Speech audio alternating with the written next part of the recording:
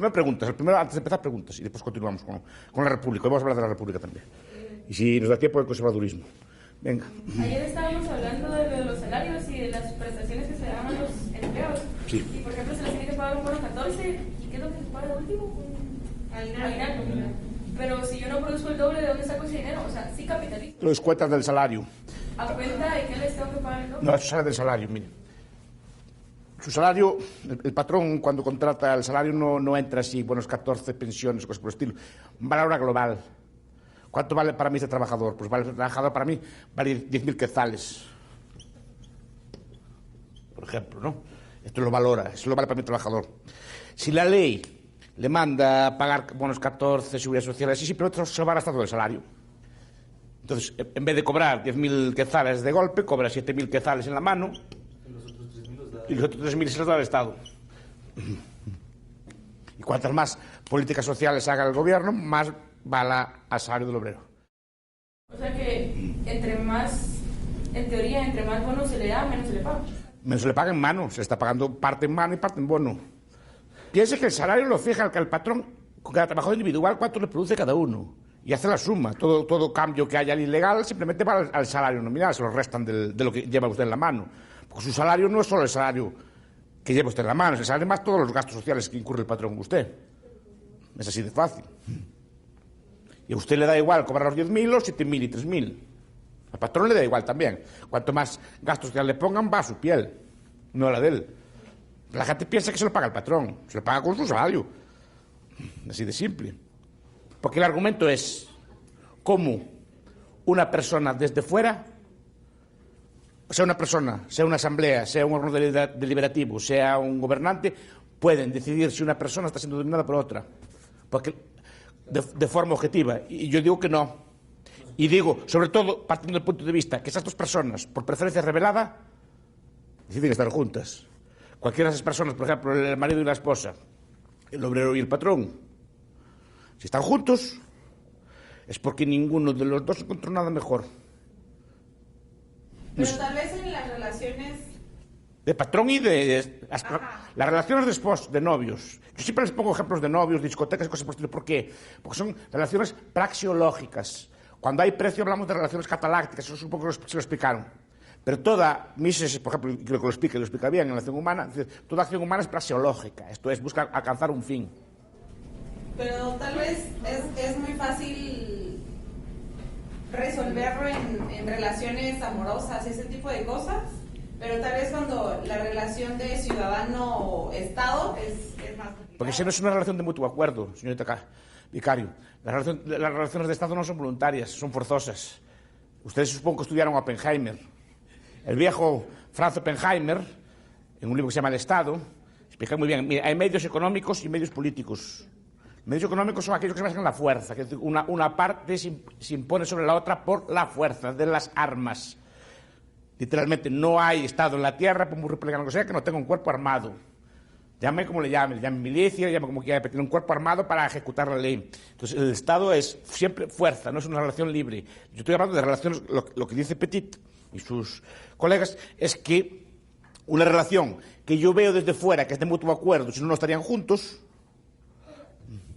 ¿cómo puede decir usted eso, que está dominada? Pero a mí me parece que tal vez la relación Estado-ciudadano no es tan dominada como uno cree, porque uno está de acuerdo, bueno, yo doy mis impuestos. Yo no estoy de acuerdo que me ponen impuestos. Bueno, yo sé, digamos...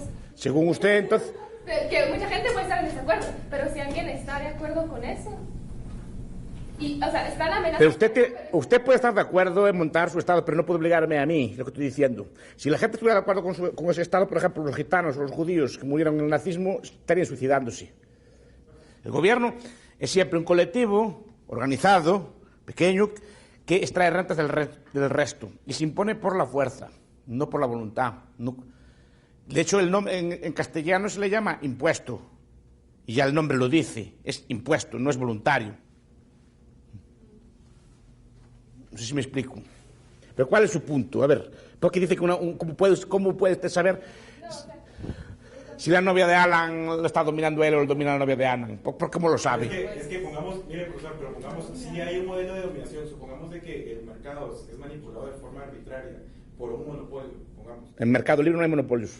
No sé quién asesinó eso. En el Mercado Libre, pero pongamos en los espacios donde no hay Mercado Entonces, Libre, como en Guatemala. Bien, entonces quien le gobierna es el Estado, no el mercado. El dominio, que es la trampa de Sanz, es la trampa del amigo Petit. Siempre habla mucho de las dominaciones privadas, pero nunca habla de las dominaciones estatales. Servicio militar obligatorio, pago de impuestos, trabajos forzosos, guerras, todo tipo de cosas.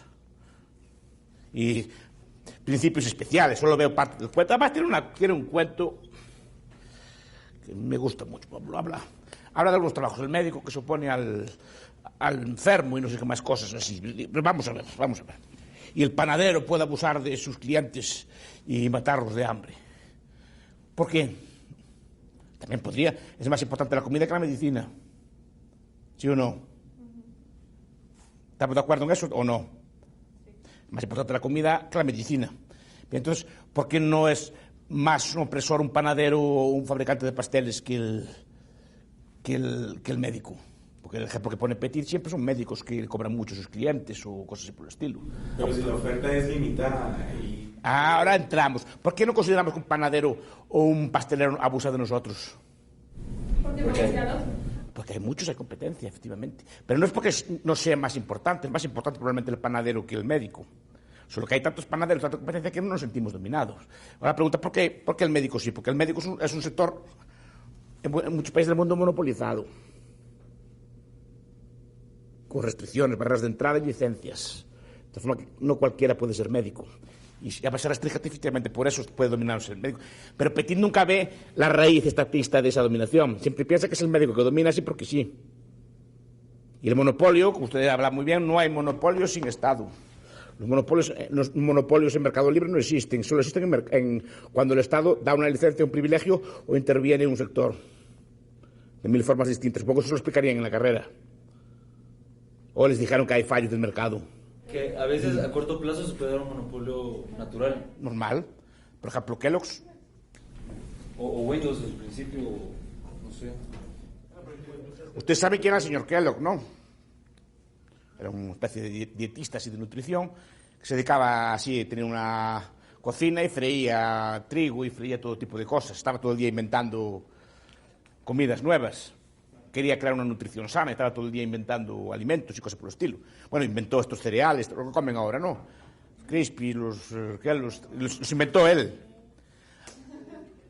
Y los inventó él y no son tan fáciles de hacer, según parece. De tal forma que solo los hacía él. Bueno, pues lo acusaron de monopolista. ¿Les parece un monopolio ese? No.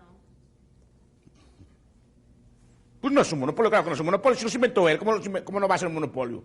Los demás tienen derecho a copiarlo, pero si no fueron capaces de copiarlo, no es culpa de él. ¿Me explico? En última instancia, todos somos monopolistas de nosotros mismos. Que depende cómo define el bien. Coca-Cola es monopolio, puede monopolizar las bebidas de gas, pero no las bebidas. Que depende de dónde alcance el bien. Te digo, es que la idea siempre es el subjetivismo. Ustedes estudiaron escuela austriaca, supongo. Escuela austriaca son dos cosas: individualismo metodológico y subjetivismo. Eso es lo que tenemos en común todos los austriacos. Los demás, pues hay diferencias. Pero esos dos puntos, subjetivismo y individualismo metodológico, son los que definen a la escuela. Entonces, el subjetivismo es eso, que en cada relación hay dos partes. Quiere decir, yo no puedo entrar en la mente de otra persona y saber si está dominado o no.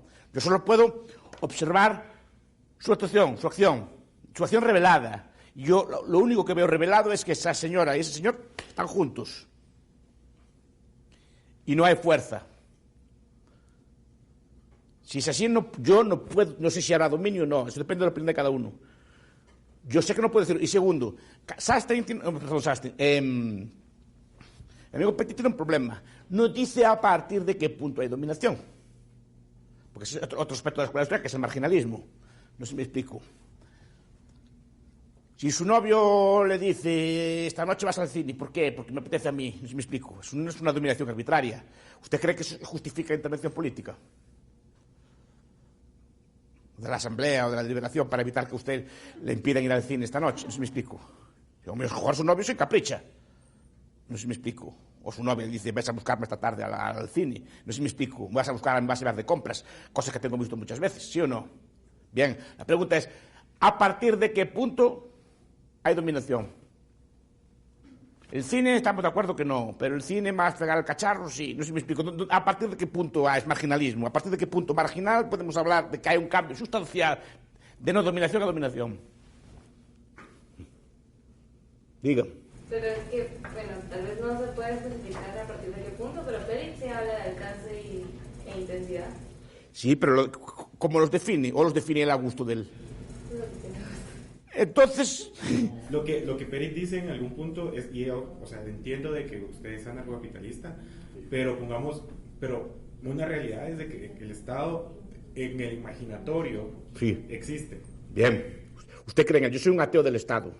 Pero usted es un ateo del Estado, exacto. Pero en este punto la cuestión es esta, y él lo dice en algún punto y tiene razón, cada vez, y la realidad es esta, cada vez más y más las acciones públicas son controladas por el Estado. Bien, estoy de acuerdo. Y entonces lo que él dice es, lo que tenemos que encontrar es una manera, y en ese punto yo sí creo de que por eso es de que el republicanismo de Pérez no pelea con el liberalismo, porque lo que él está diciendo es, porque él también reconoce, el Estado genera algunas decisiones arbitrarias, genera decisiones arbitrarias, porque al final el Estado no es otra cosa sino un conjunto de gente que está tomando decisiones que mejora su estatus de vida, y lo que dice es, lo que tenemos que hacer es encontrar formas, y por eso es que él propone cribas deliberativas, propone gobiernos mixtos, pesos y contrapesos, porque dice, ya está, lo que tenemos que hacer es... Eso para el siguiente tema, vamos a tener... y pongamos, en ese caso, yo sí creo de que, yo ahí sí miro un punto donde sí, no tiene por qué estar peleado una visión liberal, porque es lo que está diciendo él, incluso él mismo dice, la única forma de limitar al Estado es a través de la sociedad civil. La sociedad civil limita al Estado y el Estado limita la acción de la sociedad civil. Entonces, ese es el primer contrapeso que hay entre uno y el otro. En ese sentido, lo que él está diciendo, creo yo, es que la acción privada puede limitar la acción pública estatal a través de cuestiones reales y poder estar haciendo cosas, ¿no? Era lo que usted decía. Si de forma privada se soluciona una situación, entonces no tiene el Estado por qué interferir. Yo creo de que de alguna manera... Pero Petit dice textualmente que tenemos que estar dispuestos a aceptar una mayor intervención del Estado. Lo dice textualmente, si quiero le digo la página ahora. Bien, pero lo pregunto es, si no hay un punto fijo, un punto objetivo, a partir del cual hay dominación y dominación, el aplicar si una acción es o no dominante es arbitrario. El poder político, el Estado, la deliberación, la asamblea, lo que sea, decide que en tal relación hay dominación, sí o no. Y lo define de forma arbitraria, porque no hay ningún criterio, ninguna fórmula para decir sí o no. ¿Sí o no? ¿Es arbitrario o no? En el sentido que no hay una regla legal, es decir, a partir de tal grado de fuerza, por ejemplo, si le manda ir al cine, no es dominación. Si le manda ir al cine y además fregar el cacharro, eso es dominación. ¿Cuál es el punto? Eso no se define. Es decir, que a él le parece que hay dominación. ¿Cuándo en ese caso? Pues les ponía el ejemplo de mis alumnos de ayer, ¿no? De que fue real y yo digo, no veo yo, ellos querían estar juntos y a pesar de supuestamente la dominación, pero bueno. O sea, para determinar si en una relación o en un intercambio hay dominación o no, es una cosa arbitraria. O sea, para eliminar la arbitrariedad tenemos que usar medidas arbitrarias. Es una cosa que no me cabe en la cabeza, en mi torpeza. Es decir, para acabar con la arbitrariedad en las relaciones y el dominio arbitrario, tenemos que usar medidas arbitrarias. Ya, eso es el republicanismo, en mi opinión. ¿No? Eso se llama en lógica de razonamiento circular. Pero póngase, pero a ver, cuando él está hablando cuando Pérez habla, por ejemplo, de las relaciones de dominación, yo sí considero, y me voy a atrever a decir una cosa muy tonta, pero a ver, cuando a mí me están dominando, por eso es de que él habla de las cribas. Bien. Y porque, son el mecanismo que yo tengo como individuo para ir a declarar que yo tengo que yo considero que estoy siendo víctima de algún tipo de dominación. Y de esa cuenta es de que porque Pérez no está diciendo, vamos, salgamos, interfiramos en la esfera privada de acción de cada quien. No, está diciendo, hay una esfera de vida pública, una esfera de vida privada, y cuando alguien dentro de su esfera de vida privada siente que se le está dominando, se le está coaccionando de forma arbitraria, y por lo tanto está actuando en contra de su libertad negativa, porque usted estaría diciendo, porque lo correcto sería, dejémoslo en paz. que nadie se meta con él. Pero cuando alguien se está metiendo y lo está interfiriendo y él necesita ayuda para que pueda salir y lo puedan dejar en paz, entonces lo que hace es de que no precisamente al Estado, puede ir a un cuerpo civil, a un cuerpo ciudadano y pedir de alguna manera, abogar por un derecho de acción pública, porque al final, si interfieren con mi libertad, van a interferir con la del otro. Ahora entramos en esto. Perfecto. Entonces, el ciudadano necesita autonomía, que es otro punto que le gusta mucho a Petit. Pero lo que digo yo es, ¿cómo puedo saber que una persona está dominada si quiere estar con la otra? Es decir, si usted sigue con su novia o usted sigue con su patrón, ¿cómo puede decir que está dominado? La verdad es que Petit dice que a veces uno ni siquiera se da cuenta que está siendo... Y él sí. No sé si me explico. Usted no lo sabe, pero él sí que es más listo que usted, lo que está diciendo. En teoría, la sociedad civil... Claro, que el Petit dice eso. Y se da cuenta de las relaciones dentro de la misma... Pero vamos a ver, por eso les decía de mis alumnos, decían que chica más explotada y que mal está, que tiene que hacer los deberes al novio. No sé si me explico. Pero ellos decían, déjame en paz, que si no es por eso yo no tengo este novio. Tengo uno peor, no sé si me explico. ¿Por qué no me dejan tranquila? Decía ella, no sé si me explico. Que ellas piensan que si le obligan a repartir el trabajo con el novio va a querer seguir andando con ella. Y eso es lo que piensa la gente. Y la gente no sabe que en otras condiciones ya no andaría con esa chica. No sé si y viceversa. Si ella no fuera tan guapa, no le haría los deberes, no sé si me explico. Y es real. Es decir, ¿cómo desde fuera puede parecer? A las chicas le parecerá que está la chica dominada, a los chicos le parecerá que está el chico dominado. Que con lo guapo que es, porque tiene que andar con aquella cosa, no sé si me explico, ¿no? Aquella cosa tan poco atractiva, es una forma de hablar, ¿eh? No quiero decir eso. Entonces, ¿se me entiende? ¿Qué?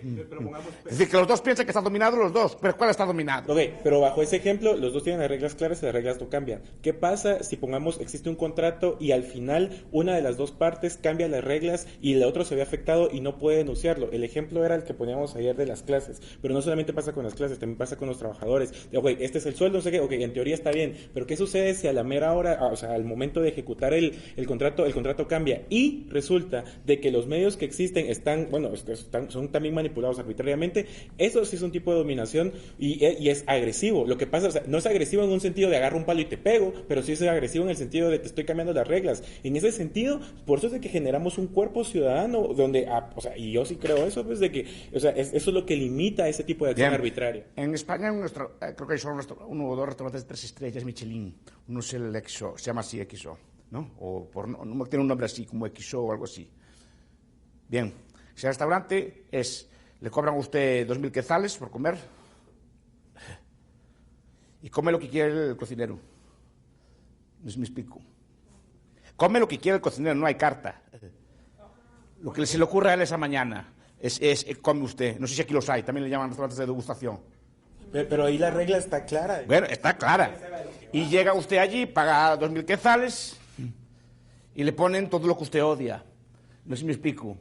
¿Tiene derecho a quejarse? Yo digo que no. No. No sé si me explico. No. Nadie le manda al restaurante, porque al lado hay restaurantes a la carta, que puede pedir lo que quiera. Son cocineros de esos de autor muy famosos y cocinan como el bougie y cosas así, que a lo mejor le sirven gas, literalmente, un globo. O sea, inflan un globo allí con un aroma, lo pinchan, y es aroma de especie, y le cobran. Es así. Es lo que se le ocurre al cocinero esa mañana. Y hay colas allí para entrar, la cita es para 2 años, por lo menos.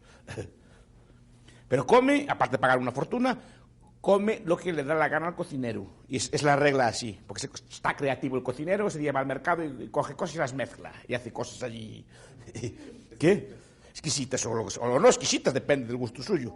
Yo no sé, que si usted paga 200 euros, 2.000 quetzales por comer, y a lo mejor no le gusta nada lo que le ponen allí, puede quejarse. Yo digo no.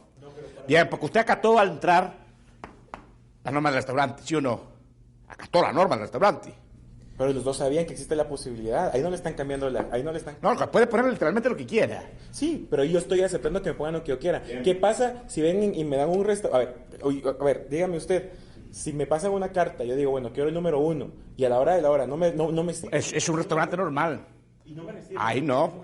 No, por eso. Pero supongamos de que fuera un restaurante normal. Bien. Y de que me digo número 1 y no me sirven el número 1. Ahí está la cuestión. Tal como están pensadas las leyes a día de hoy, que ya es un debate de teoría del consumo. Yo soy defensor del caveat emptor.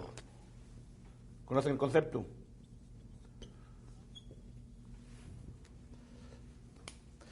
Nunca estudiaron el caveat emptor, en teoría del consumo. Dice que el consumidor no tiene derechos.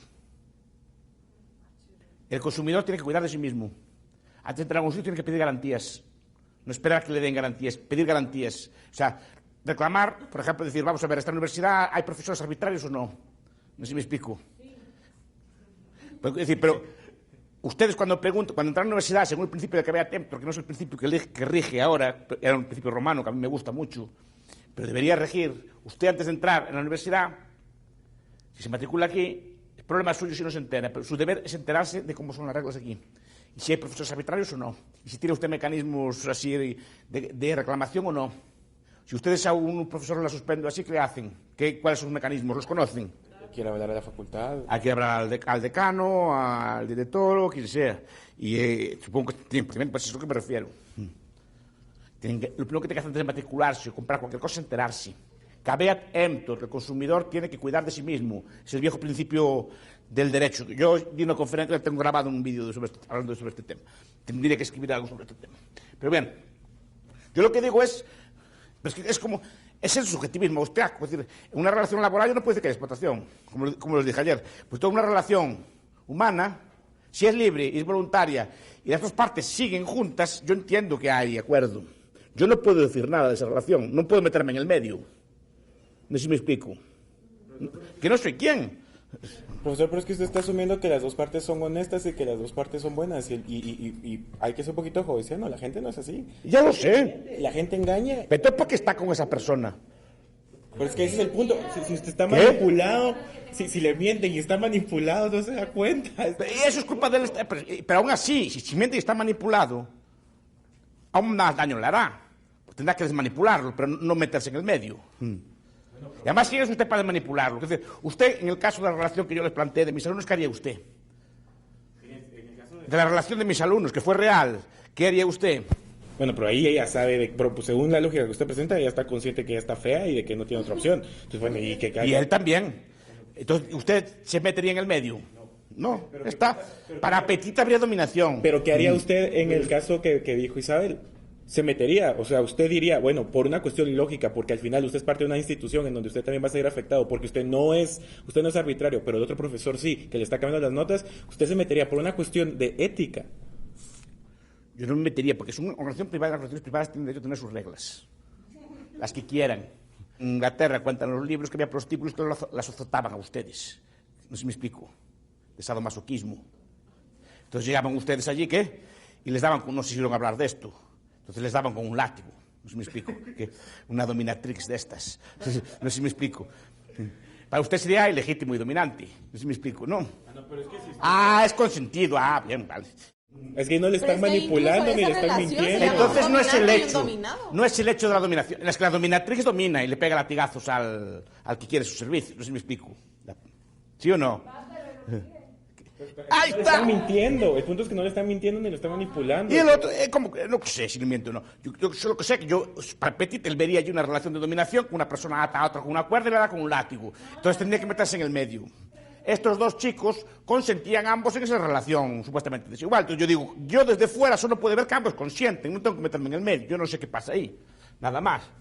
Si está engañado o no, no lo sé. También para mí está engañado el Petit y no me meto allí en su vida. Yo sí creo de que, o sea, su punto es claro y lo entiendo y tiene mucha lógica, es muy racional, pero la cuestión es esta, en el mundo la gente, no toda la gente es honesta, no toda la gente, o sea, la gente manipula y el problema es de que hay gente que se está haciendo manipular y si yo estoy viendo que lo están manipulando y es que así es como Peri dice, si hoy, a ver, él lo manipula a él. Bien, ahora yo le hago otra pregunta.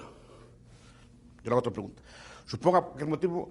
Yo conozco a su novio o su esposa. Suponga que yo la miro, voy allá al chupadero por la noche y la miro tirada en el sofá con otro. ¿Haría yo bien en decírselo a usted o no? Depende. ¿Qué? No, yo digo ¿haría yo bien en meterme en sus cosas o no? Si yo viera a su esposa y usted... Yo no le diría nada, no se me explica. Es que no eres quién para meterte en esa relación. Ahí está.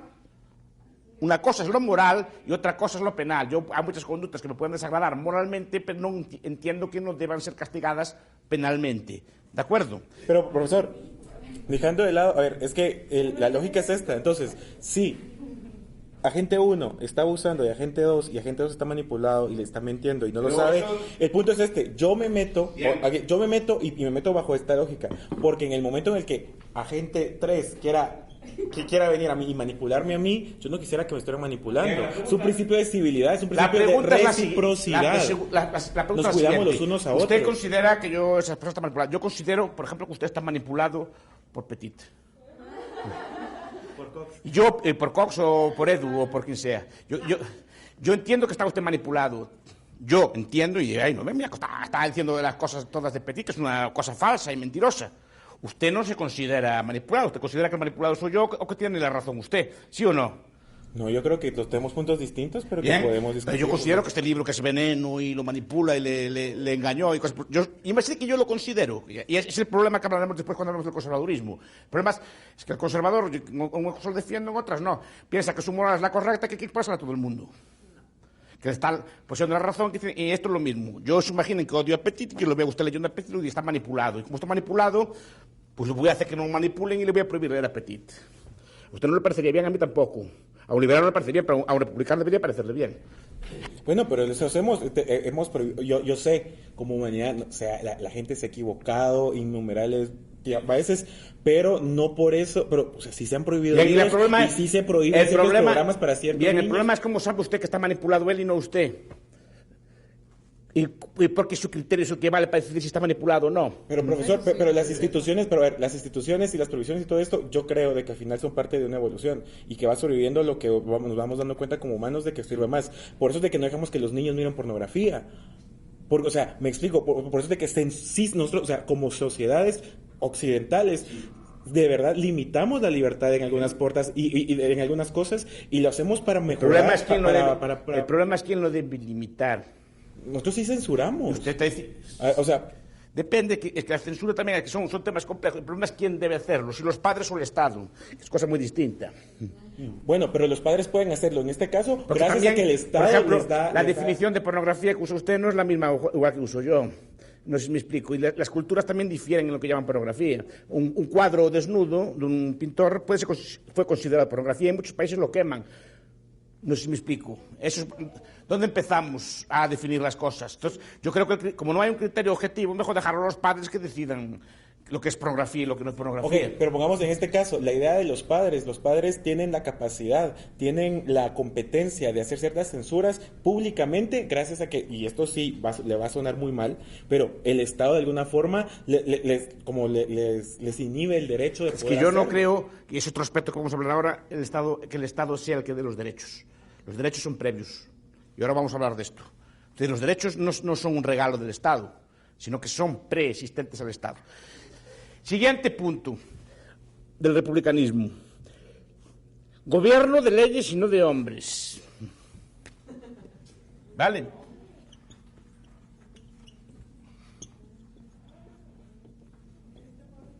Si te gobierna una ley, es cierto que, o sea... Ellos dicen que la ley no puede ser... gobernar la ley, o sea, si tú eres el que le da el poder a la ley, eso no te puede gobernar. Ahí está. El republicano, para eliminar la arbitrariedad, quiere un gobierno de leyes y no de hombres, ¿sí o no? Bien, eso lo saben todos, ¿no? ¿En qué consiste?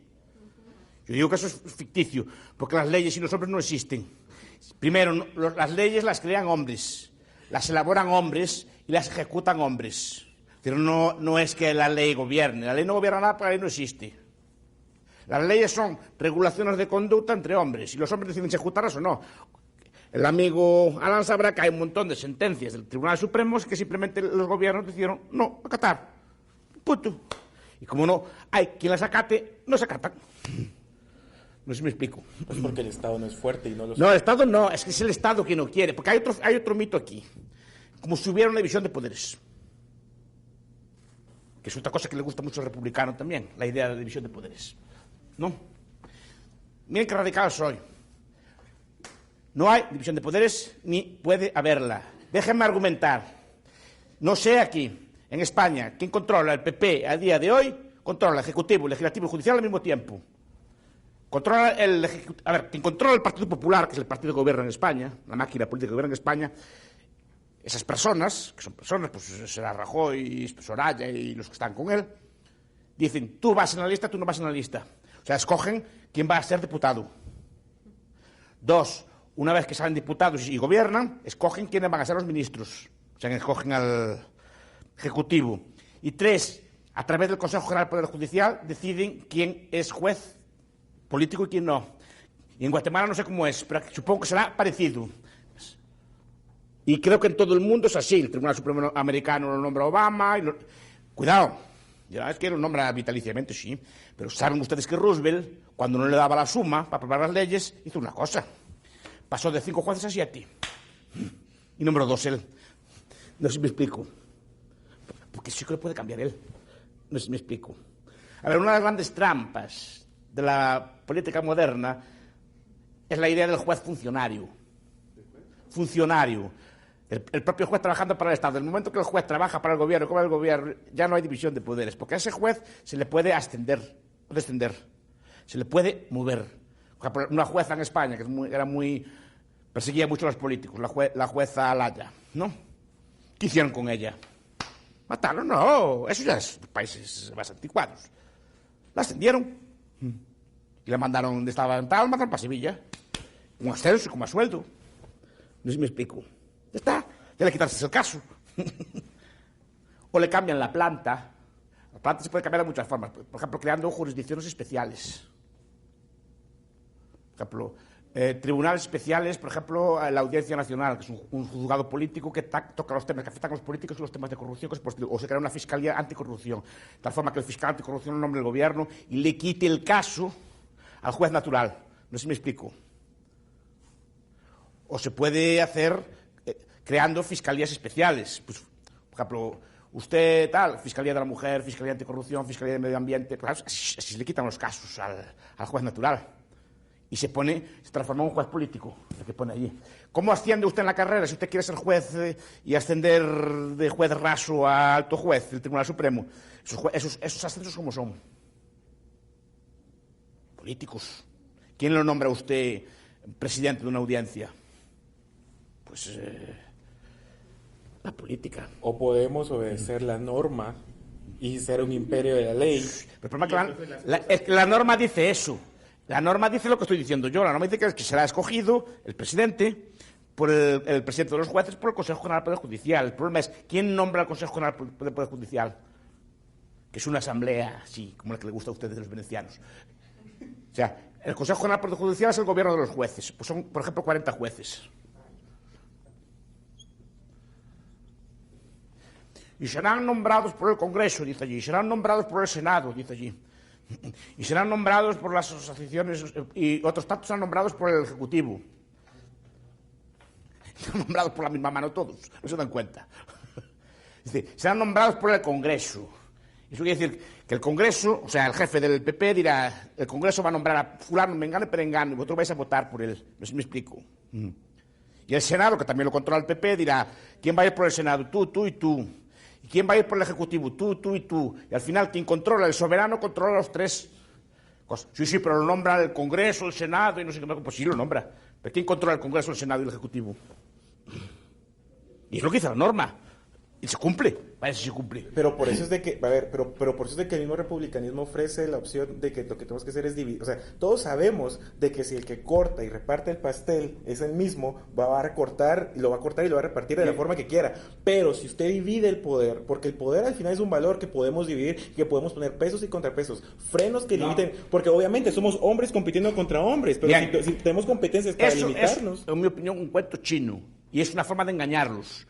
El poder no se divide, el poder se le enfrenta. Si usted quiere dividir el poder, no puede dividir el poder internamente. Yo le recomiendo un libro muy bonito, si les gusta la política, no si estamos hablando aquí de contrapesos y cosas por el estilo. Quieren hablar de política, yo le recomiendo un sitio que se llama Maurice Joly.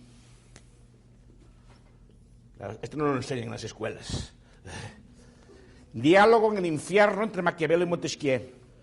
Si quiere enfrentar al poder, el poder tiene que estar dividido desde fuera. Por ejemplo, si quiere dividir el poder judicial, no puede crear jueces del Estado, tiene que crear jueces fuera del Estado. ¿Cómo se hacía? Los juicios de la Gentry, por ejemplo,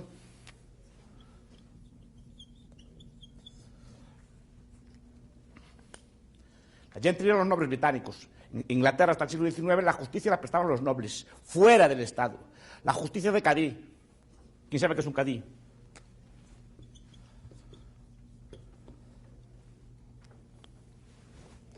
Un cadí es un juez musulmán, o era un juez musulmán. Era un juez privado. No es privado, era religioso. Bien, pero el cadí es un juez religioso, fuera del Estado. Y obligaba incluso, pero no dependía del Estado. Era un juez que dependía de la religión, no del califa. Era un hombre santo. Y por tanto tomaba decisiones de acuerdo con su santidad y fuera del Estado. El poder se le enfrenta con familias, el poder se le enfrenta con sindicatos, el poder se le enfrenta con poderes fuera del Estado, con poderes locales fuertes. Eso es lo que enfrenta el Estado, pero no que digamos una constitución con pesos y contrapesos, cosas por el estilo que divide. Al final hay un soberano. Lo explica muy bien Carl Smith en el concepto de los políticos. Soberanos es el que decide en el estado de excepción. Siempre hay un soberano, siempre hay en última instancia alguien que pueda, si es necesario, aniquilar a los demás poderes. Estados Unidos, con todos los poderes, pesos y contrapesos, el poder a día de hoy está en manos del Ejecutivo, está en manos del presidente. Pero ahí está el punto, profesor. Por eso hasta el punto de que virtualmente incumple todas las sentencias y normas que dicen que, por ejemplo, para emprender guerras fuera hay que pedirle permiso al Congreso.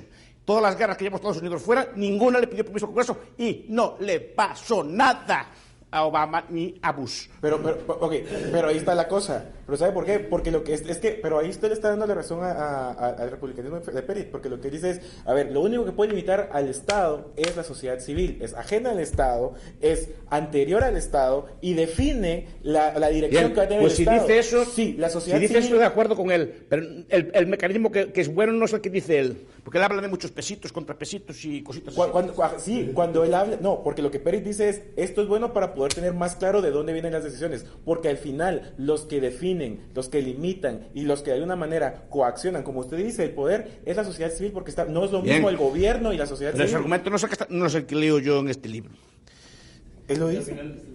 ¿Qué? Lo de la sociedad feliz. Sí, pero al final la teoría del Petit es una teoría de la República, de cómo tiene que estar organizado el Estado, no la sociedad civil. Yo sé que el poder lo confronta desde fuera, pero quiere ciudadanos vigilantes, por ejemplo, también lo dice allí, frente al Estado.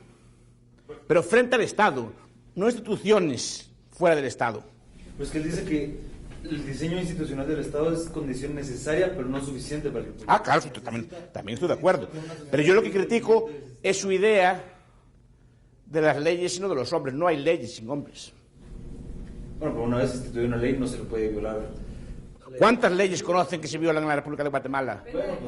¿Cuántas conozco yo en España? ¿Sí o no? Depende de la calidad de ciudadano. Entonces, no depende de la calidad de ciudadano, no. Depende de la calidad de que el gobierno simplemente hay leyes que no acata. Eso se llama implementación. Mire.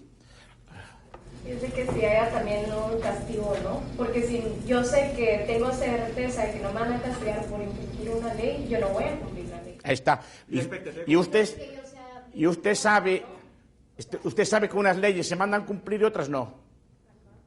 Y todos lo sabemos, que algunas leyes no pasa nada si se incumplen, que otras sí.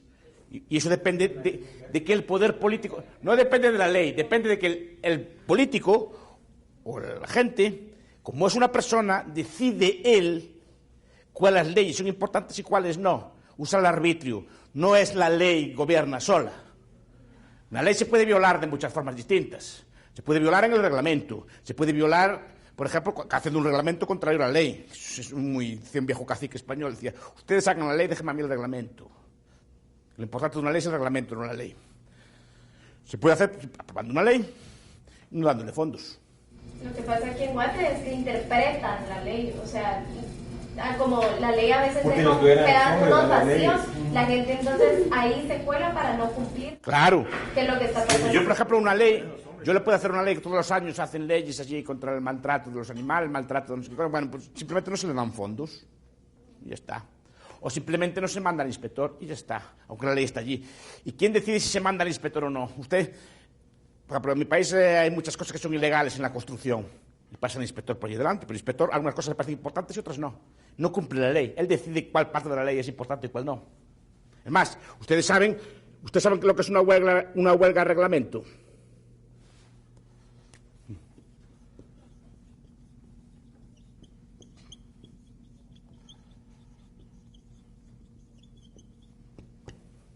Sobre ese reglamento se hace, por ejemplo, en los aeropuertos. Simplemente aplican la ley. Toda la ley. No sé si me explico. Toda.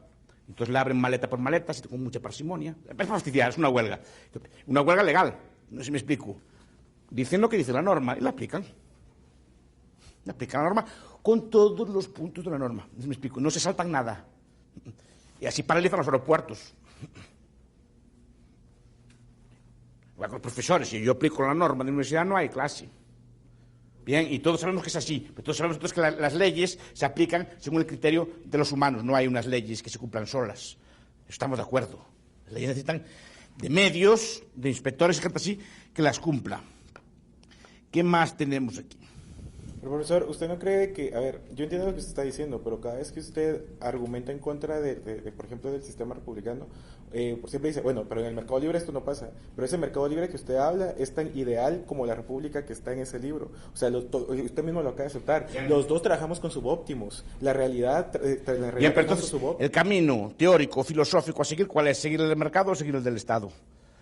Es que no tienen por qué. Es falacia del nirvana, que se llama así. O comparamos mercado ideal con Estado ideal, comparamos el mercado ideal con la república ideal, comparamos república real con mercado real. Pero no vale decir, compara la república ideal con el mercado real, lo que está haciendo usted. ¿Por qué no? Usted compara una república ideal muy bonita, llena de contrapesos y cosas por el estilo, con el mercado real. Yo digo, o compara mercado real con república real, o república ideal con mercado ideal. Yo estoy comparando república ideal con mercado ideal. Creo que es lo justo, ¿no? Bien, ¿qué más cosas tenemos? Tenemos en el libro de Petit. Tenemos una cosa que se llama la autonomía. Cuando, o sea, si dicen que está hablando de la República Ideal, cuando nos menciona el ejemplo de los hombres y las leyes, nos pone ejemplos reales de cuando no se cumplen las leyes. No ideales. No, porque es que lo que digo es, en una situación ideal, la decisión sería tomada por personas igual, porque no hay reglas. O sea, es decir, las leyes no se ejecutan solos, necesitan de personas. Y las personas cada una tiene sus gustos, criterios, habilidades, capacidades, etcétera. Y sé que es imposible que una ley se cumpla igual que por el papel, porque la ley no se cumple sola, la ley necesita de personas al cumplirla. Lo que estoy diciendo es que nunca hay gobierno de leyes, siempre es gobierno de personas. Porque incluso la ley más ley puede ser interpretada de muchas formas distintas. Y los juristas lo saben, no es la ley se hará tal cosa, pues depende de cómo interprete el juez o el actor la ley, será una tal cosa, todo se puede ser interpretado, si no, no habría abogados, si todo fuera tan claro, lo haría un ordenador todo, ¿verdad? ¿No habría nada? No habría abogados, los juicios serían por ordenador, mete los datos y ya saca la sentencia, y ya está, ¿o no? De hecho, el método judicial a mí me gusta, porque es un método de confrontación de unos con otros. Bien, otro punto, la autonomía. Si no tiene más que seguir con esto. ¿Estoy siguiendo más o menos lo que está diciendo Petit o no? ¿Estoy explicando lo que dice Petit o no? Otra cosa que no estoy de acuerdo con él, pero yo creo que estoy siguiendo los puntos principales de él, ¿o no? Bien.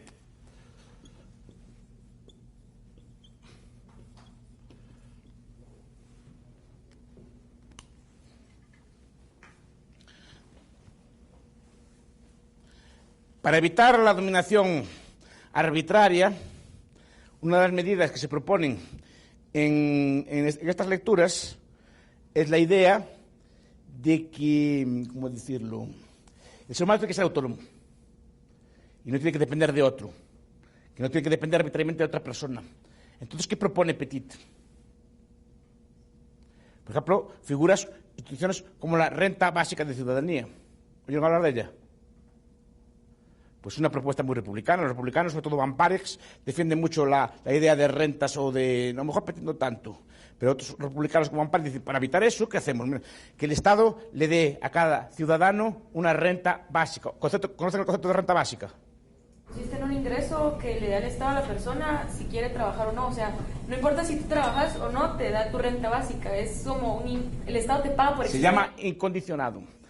O sea, es un ingreso incondicionado. Sí, es así, no se ríen, es así. Lean a Petit no, pero Van Parex y otros sí, Raventós y otros sí que defienden estas cosas. El profesor Rayo en España sacó un libro contra la renta básica y yo tengo un paper contra la renta básica también. Pues es una cosa republicana. Entonces yo publiqué hace un par de años un trabajo contra la renta básica, porque es por el principio de autonomía. Estaba diciendo que para que usted no esté dominado por nadie, el Estado le tiene que dar una renta. ¿Pero qué sentido tiene que le paguen a uno por existir? Pues es el sentido que estamos diciendo aquí. Así no depende usted de nadie. No tiene que usted que aguantar a un marido que le gruña, ni a un padre así que le sea malo. ¿Está ni... dependiendo del Estado? ¿Qué? No, eso yo no, él. Pero ahí, digamos, si el Estado me da la renta básica, yo estoy dependiente del Estado.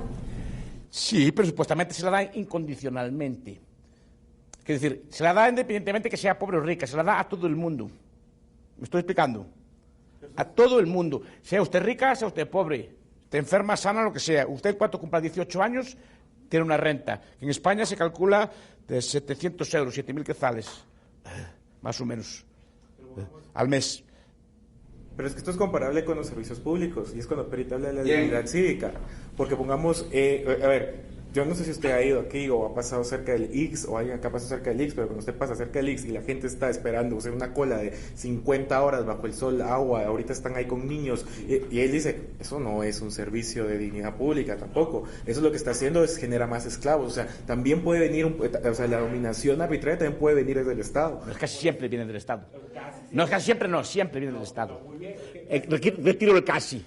Es que, no, y entonces el punto es de que por eso es de que, a ver, es que yo sí creo de que para mí la genialidad del libro, o sea, o de la idea, es la idea de la sociedad civil. Porque mire, seamos honestos, la acción política, pública, individual, es inútil. Tiene que ser organizada y tiene que ser colectiva. La acción política de Petri, si yo lo leí bien, igual lo entendí mal, consiste en que la sociedad civil se organice para presionar al Estado y vigilar al Estado para que se porte bien. No es la sociedad civil que defiendo yo que se organiza ella misma para hacer las cosas ella misma, sino que ella misma se organiza, vigila, comités de vigilancia, jurados ciudadanos, todo tipo de cosas, palabras que inventan los republicanos para estas cosas, se juntan para vigilar al Estado y para influir en el Estado si se porta mal. Pero el actor principal es el Estado. La sociedad civil lo que quiere es influir en el Estado para que se porte bien. Yo digo, la sociedad civil debe circunscribirse a sí misma.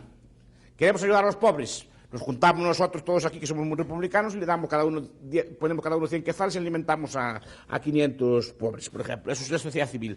Lo que haría la sociedad civil de Petri, si no equivoco mal, es juntar a los 50, hacer una manifestación o protestar ante el gobierno para que el Estado le dé el dinero al pobre. ¿Me explico? ¿A qué es distinto? No precisamente, o sea, es decir, sí existen métodos del eterno vigilante, o sea, la libertad... ¿Pero vigilante de quién? No, o sea, de la libertad, o sea, lo que está cuidando es la libertad ante el Estado. Pero están vigilando y presionando y siendo activos es a respeto del Estado, no respecto de sí mismo. No sé si me estoy explicando bien.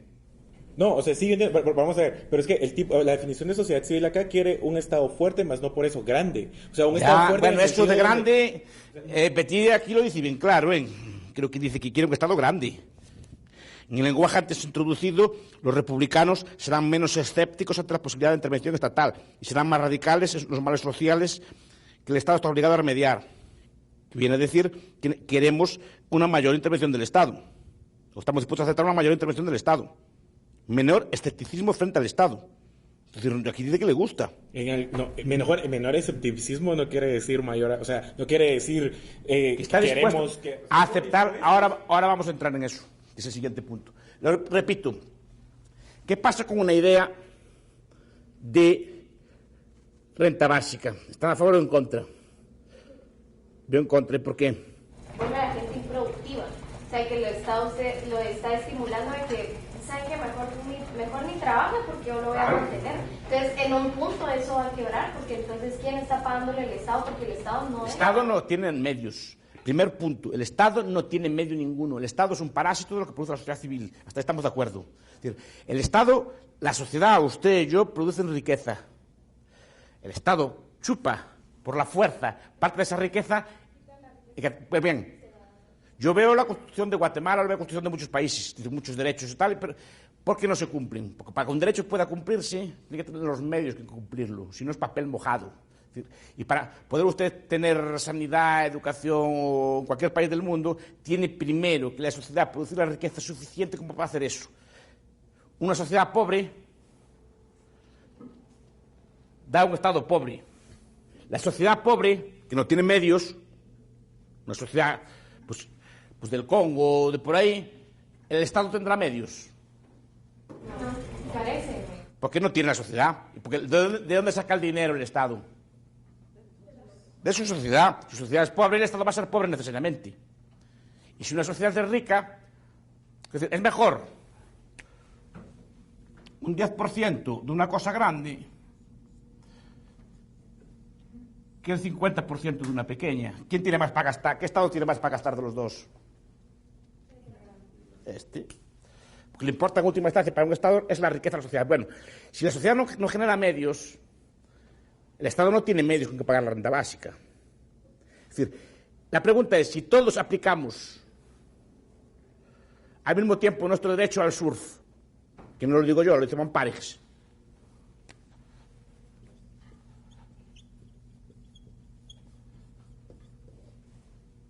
otro republicano.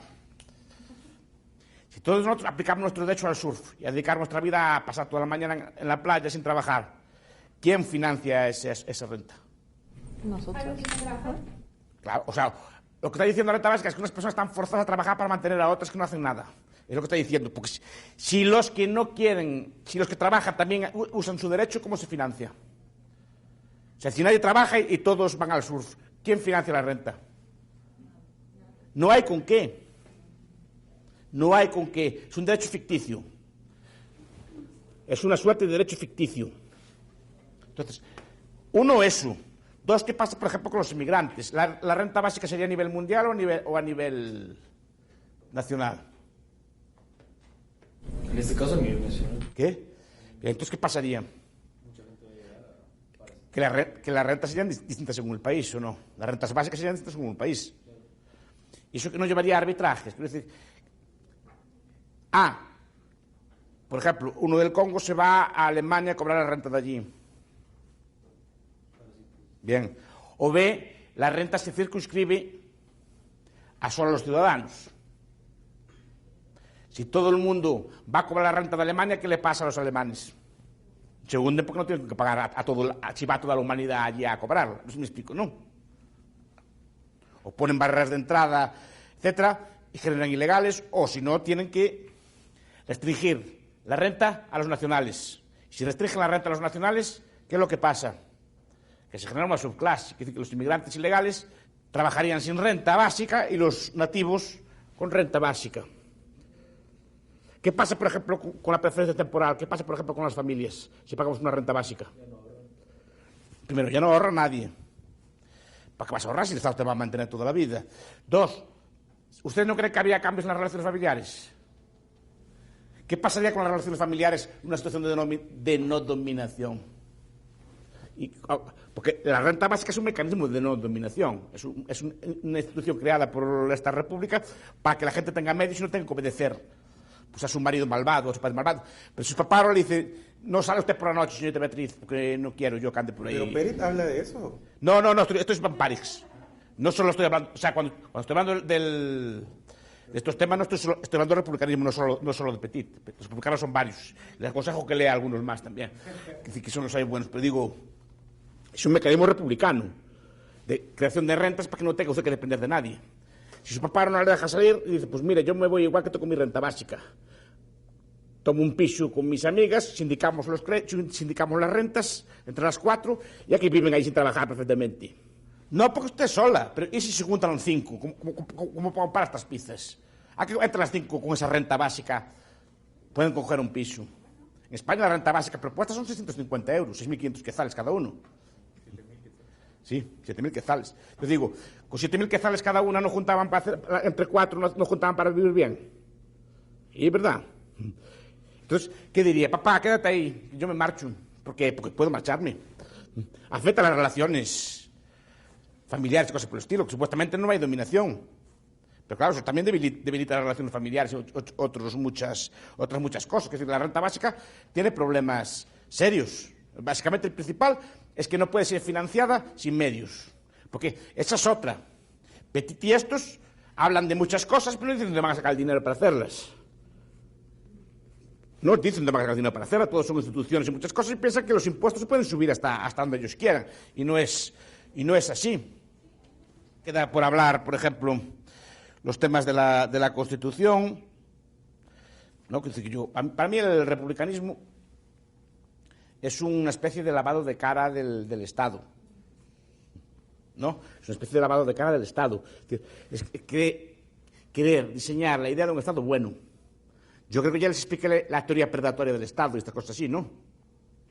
Bueno, pero aún así, aceptando la idea del Estado predatorio, eventualmente, vamos a ver, las instituciones sí se van escogiendo por evolución, o sea, se quedan las que funcionan y las que no se quitan. Sí, pero es que eso no es... A ver, sí, no...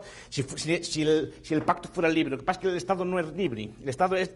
Ustedes piensan, claro, que esto es como evolutivo. Alguna cosa de evolución hay, pero no es evolutivo. Yo digo... Yo les expliqué la teoría predatoria del Estado, creo que otros años, si no, no. Es decir, que el Estado no es ningún contrato, el Estado no es ninguna institución, el Estado es predación, es decir, es una máquina. Max Weber, comentaba Max Weber, dice, ¿cómo se fundó Roma? Es una banda de bandidos que conquistan territorio. Ya hablamos de esto alguna vez, ¿no? ¿No conocen la teoría de la superestratificación?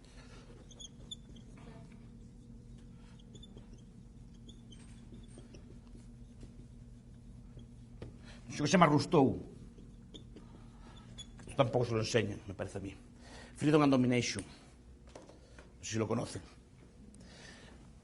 Nombre muy republicano. No, este nombre republicano no es, ya se lo digo así. ¿Qué dice Rousseau? Todo Estado nace de una superestratificación. ¿Y qué consiste eso? Que siempre consiste en un grupo de personas que se superestratifican con respecto a las otras. Vamos a ver. ¿Por qué Francia se llama Francia? ¿Por los francos? ¿Y los francos qué son? ¿Qué eran los francos? O sea, un grupo de bandidos que conquistan territorio, ¿no? ¿Sí o no? Bien. Como los godos, como los suevos, como los ostrogodos, o como los vándalos, por ejemplo. ¿Qué eran los hunos? ¿Qué eran los mongoles? Bien. Entonces llegan los francos, conquistan la Galia, ¿y cómo hacen? Al jefe de los godos, al jefe de los bandidos, ¿qué le llaman? Rey. A los amigos del rey, ¿cómo le llaman? Conde, duque, marqués, tienen su nombre, porque reparten las tierras entre ellos. Bien. ¿Y esas personas qué hacen? Esclavizan a la gente y les vengan a pagar tributo. Bueno, de ahí viene el Estado francés. Todo Estado, según es nuestra superstición. Bueno, después vienen los árabes a España. ¿Qué son los árabes? ¿Un grupo de qué? De bandidos, bereberes, casi todos ellos. ¿Qué hacen? Conquistan España. ¿Y al jefe de los bandidos cómo le llaman? Califa. No sé si me explico. ¿Y los amigos del bandido qué hacen con ellos? ¿Qué hace con ellos? Les partirse tierra. Bueno, después los bandidos españoles echan a los moros fuera. Y todos los bandidos españoles vienen a América. ¿Qué hacen? ¿Y qué eran? ¿Qué eran ellos? Bandidos. ¿Y qué hacen después? Se reparten tierras. Cogen ahí está. Es la teoría de la superestratificación. Los estados nacen de la violencia y de la conquista. Y son siempre una banda de bandidos que domina el resto. Y obliga al pueblo a pagar tributos. Siempre esa es la tesis de Rousseau, es que siempre fue así. Pero el problema es que sigue siendo así. Cambió la fórmula. Como leyeron a Mosca ustedes. Gaetano Mosca, la clase política. Lo hemos visto con Edu, o sea, lo ha mencionado. Es un elitista clásico, son los tres elitistas, Mosca, Pareto y Michels. Son los tres teóricos que dicen que toda sociedad está gobernada siempre por una élite, por una minoría. Frente a ellos está el mainstream, de política moderna, que dice que hay pluralismo, Robert Dahl y compañía. Obviamente yo soy de Mosca, no soy de Dahl, ¿no? Pero bueno, Mosca lo que decía, mire, toda sociedad está gobernada por una banda organizada y que le saca tributo al resto. Y es una ley de hierro, siempre es así y siempre va a ser así. Lo que cambia es la forma de la clase política. Las clases políticas abiertas, como las democracias, y clases políticas cerradas, como las aristocracias. Es decir, pero todas ellas consisten en un grupo pequeño de personas que domina al resto. Y todas ellas apoyadas por una fórmula política. Pues esta es la teoría del Estado. La teoría predatoria del Estado, uno de los primeros en formularla, ¿saben quién fue? Ibn Khaldun, ¿lo conocen?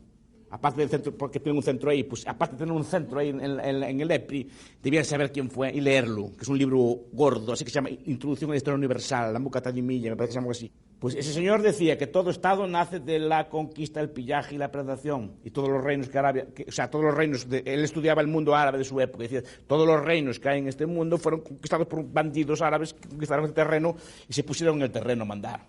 Pues era un viejo defensor de la teoría predatoria del Estado, pero Hume también defiende que el Estado es predador. Benjamin Constant, que no sé si lo conocen. Sí, sale lo menciona. Pues Constant, pues ahí nos cita el espíritu de conquista, o cita la libertad de los antiguos y la de los modernos, la libertad de los antiguos, ¿verdad?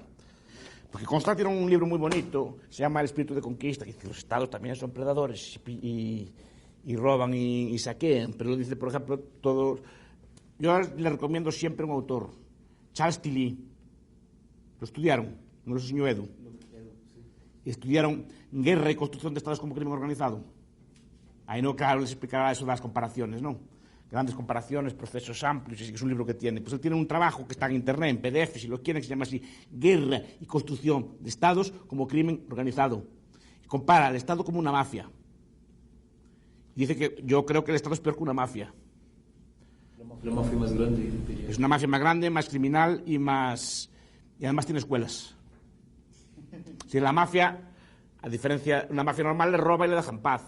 Pero es que por encima la mafia estatal, cuidado, que es una mafia no lo digo yo, lo dice Tilly. Yo comparto su visión, pero lo razona mejor que yo, porque tiene toda la estructura de una mafia. Solo que además tiene escuelas, es decir, que por encima adoctrina a los niños y a los chiquillos de que esa mafia es buena. No hay mafia, por ejemplo, vamos a ver, no hay mafia en el mundo. Ustedes oyeron hablar, por ejemplo, de la batalla del Camino de las Damas, o de Verdún. Sí, después de Primera Guerra Mundial. Bueno, en una mañana, solo en una mañana, en 2 horas, murieron, por ejemplo, 50.000 jóvenes ingleses frente a las ametralladoras alemanas. Como decían los libros de historia, la flor de la juventud británica, porque eran los estudiantes de Oxford que estaban allí. No sé si me explico. Murieron en una mañana 50.000 jóvenes como ustedes, combatiendo con gente que no conocían de nada y que no le había hecho nada. Dígame una mafia que hiciera alguna vez algo parecido. Esa semana, en unos meses, murió ahí 1 millón de personas. Dígame una mafia que haya hecho eso, que manda a combatir a su gente contra gente que no conoce de nada y que no le hizo nada, y que mueran así por millones. Dígame una sola. Les ruego también que hagan un favor de sumar las muertes por violencia de ese estilo y comparadas con la violencia del Estado, que mata más gente. No hay banda criminal parecida. Si no, les reto, mira, vayan a buscar los datos. Están sumados y contados, vayan a buscarlos. Busquen así en Google, muertes por el Estado. ¿Quién? ISIS. ISIS no mata mucho. No. ¿Al-Qaeda? Tampoco. 11 de septiembre. Sí, el Al-Qaeda mató 3.000. ¿Sabe cuántos murieron en Irak? Varios centenares de miles. Lo que eso no suma. ISIS no mata mucho. ISIS mata con propaganda, que es muy distinto. Y ustedes que son estudiantes de política tienen que verlo. El número de muertos de ISIS es relativo. Hombre, no, obviamente son unos salvajes, ¿no? Pero no es el número de muertos, es cómo los mata. Esa es la astucia de ISIS, que los filma y hace como un escenario, no se fijan. Si se fijan, si saben de cine o les gustan estas cosas, cada degollado o así es filmado con 8 cámaras. Tiene 8 planos. Explico, es profesional. Es un montaje profesional de artistas. Cuando queman a aquel en la jaula, ¿lo vieron, no? Eso es una performance, no sé si me explico. Van todos allí con todos, es como, ¿vieron el triunfo de la voluntad de Leni Riefenstahl? El mítico vídeo del nazismo. ¿Nunca lo vieron? Olimpia, ¿nunca vieron esos vídeos? Es un vídeo, que son los mejores vídeos de propaganda de la historia, se llama así, El triunfo de la voluntad, que lo montó una cineasta nazi que se llamaba Leni Riefenstahl, y le montó una performance al servicio del Führer. Entonces montó un estadio en Nuremberg lleno de gente, que iban todos desfilando con antorchas, todo allí precioso, todos coordinados, como cosas, y se levantaban y subían. Era una cosa espectacular, y lo filmó como una película de cine, y lo que hace ISIS es eso. Entonces, no es que mate mucho, claro que mata, pero no mata tanto. Hay muchas más bajas en el ISIS que las que causa el ISIS. Supongo que lo saben. Miren cualquier reconteo de muertos diarios de la guerra, que los que están en varias páginas de internet, mueren mucho más del ISIS que mata el ISIS. Solo que el ISIS los mata para asustarnos. Y eso lo consigue. Es lo mismo que hacía Franco en la guerra. Franco en la guerra dejaba a los moros que cortaran cabezas. Y las exhibían por el pueblo para asustar a la gente. Cada que no había televisión. O como los narcos son armas de guerra. El miedo es un arma de guerra, es el principal arma de guerra. Y la mejor batalla es la que no se da, la que no hay que dar. Otros temas que toca, y ya para acabar, son el patriotismo y la virtud. ¿No? Entonces, por ejemplo, el libro clásico, como hablamos ayer, es por amor a la patria. La patria, cuando habla de la patria, Virolia, ¿a qué se refiere? O Petit. Cuando habla de la patria, ¿a qué se refieren? ¿A amor a nuestra nación por nuestra nación o al amor a las leyes y a las normas, a las costumbres de nuestra nación? ¿O amor a la constitución de nuestra nación? ¿A qué se refiere? Bien. Pregunto es cómo se puede amar algo así abstracto, un conjunto de leyes, un conjunto de papeles. Es decir, ¿eso cómo se construye? Eso tiene el amor a los principios. Sí, pero el problema es, en mi opinión, tal como entiendo no por Petit, sino por ejemplo Aurelio Arteta y otros personas que estudian el republicanismo, es que tiene que ser construido a través de la llamada educación para la ciudadanía. No es solo amor a la patria, es que hay que construir el amor a la patria, hay que educar, y de hecho, no tanto Petit, pero sí que otros republicanos quieren construir una educación cívica para la ciudadanía, educar a los niños en la escuela a través del amor a la patria y el amor a estas cosas que le gustan tanto, señor Alain, ¿no? Pero claro, eso implica educación obligatoria, implica currículum obligatorio, implica unos valores normativos obligatorios. ¿Y por qué hay que educar a los niños en esos valores? ¿Por qué hay que educarlos en el valor a la patria, por ejemplo, no en el amor a Dios, o no en el amor a la familia, o no en el amor a otra cosa? Porque ¿quién decide esos valores? ¿Por qué el amor a la patria y no el amor a Dios? Al republicano le gusta mucho también para estas cosas las ceremonias cívicas.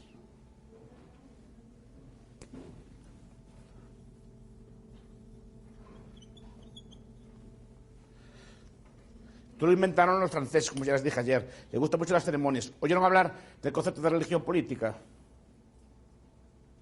¿Alguno de ustedes oyó hablar de un señor que se llama Michel Bourleigh?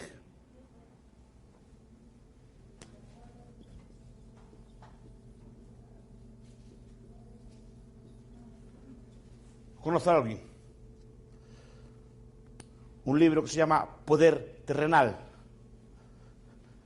y otro libro que se llama Causas Sagradas. Explica cómo se construye todas las religiones políticas. Esto es, las religiones políticas son las religiones que ponen elementos políticos, sustituyen a Dios por elementos políticos. Entonces, en vez de prestarle culto a Dios o al que sea, se le presta culto pues, a la patria, a la nación, al Estado, o a la clase o a la raza, que hay muchas formas distintas de llamarlo. Son las religiones políticas. Lo que el viejo Eric Boekelin, ¿alguien lo conoce?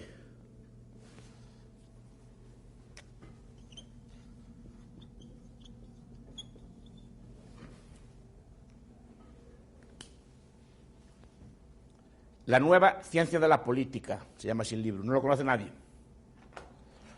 Lo que le llama él inmanentar el escatón. Las religiones tradicionales, las religiones monoteístas o cualquier religión tradicional, ¿es inmanente o es trascendente? Trascendente. Trascendente. Eso quiere decir que el escatón, esto es lo que hay más allá, es trascendente, está más allá, quiero decir. Nosotros, las religiones, hablamos de todas las religiones, como dijimos allá, tienen cielos, infiernos, castigos, cosas así de este estilo, ¿sí o no? Hay un premio, un castigo, que es que ordena la vida. Toda religión tiene algún tipo de premio, castigo, ultraterreno. Las religiones tradicionales son trascendentes, están más allá. Como decía el viejo Juliano, más allá de este mundo, que es un libro que se llama así, ¿no? Entonces, las religiones, lo bueno que tienen es que prometen paraísos, castigos, purgatorios, gehenas, seoles, todo tipo de cielos en el más allá. Pero están en el más allá. Nadie volvió a decir que era falso. Bien, la religión política moderna, ¿cómo es? Inmanente o trascendente. Inmanente, ¿por qué? El premio, ¿cuándo se da?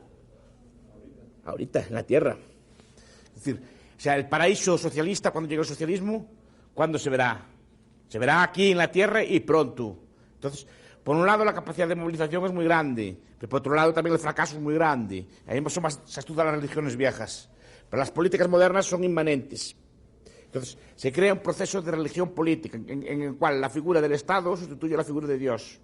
Pero también se puede hacer, por ejemplo, con la raza, como hicieron los nazis, o con la clase obrera, como hicieron los comunistas. Se trata de crear pues, un paraíso para la raza aria o un paraíso para la clase obrera. Entonces, el Estado, la República, o como quieran llamarlo, sustituye eso, sustituye a Dios. Ya hablamos aquí del culto de la tría y estas cosas así, ¿no? ¿Sí o no? ¿Ustedes fueron una vez a una iglesia? Sí. Bien, las iglesias cristianas tienen culto, supongo que sabrán, culto de la tría, de Dulía y de Superdulía. Supongo que lo conocen, ¿no? Culto de Dulía es el culto que se da a los santos, culto de Superdulía es el que se da a la Virgen María y culto de la tría es el que se le da a Dios.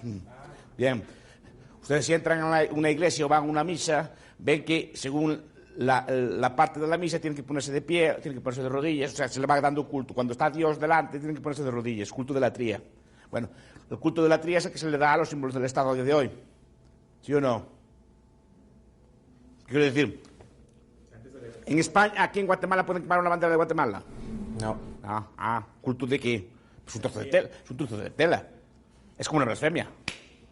Y tiene el mismo delito que una blasfemia. No, ahora pueden quemar un Cristo o una imagen, pero no pueden quemar una bandera. Es lo que dice Nietzsche, que antes rezaban para que les cayera. No, es que Nietzsche habla de eso cuando habla en el Zaratustra de la muerte de Dios. Él dice, antes se le rezaba a Dios cuando se tenía hambre, ahora se hace fila en el Estado y se le pide por favor que nos dé de comer. Claro. Es la sustitución de un valor por otro. Un himno, cuando suena un himno, que es una música, no hay que ponerse de pie y poner así la mano y así. ¿Y eso qué es? ¿Eso cómo le llaman? ¿Culto de qué? La tría. Igual que se ponen de rodillas delante de Dios, se ponen de pie con el himno, o le prestan acatamiento a un trozo de tela llamado bandera. Y después hacen ceremonias, un desfile que es sino una procesión. O una manifestación que es sino una procesión, que va el jefe delante con el Cristo y van todos detrás. Y al final predica, ¿sí o no? Es lo mismo. Eso Carl Smith lo explicó muy bien. Creo que se lo expliqué o no. ¿No conocen a la gran Carl Smith?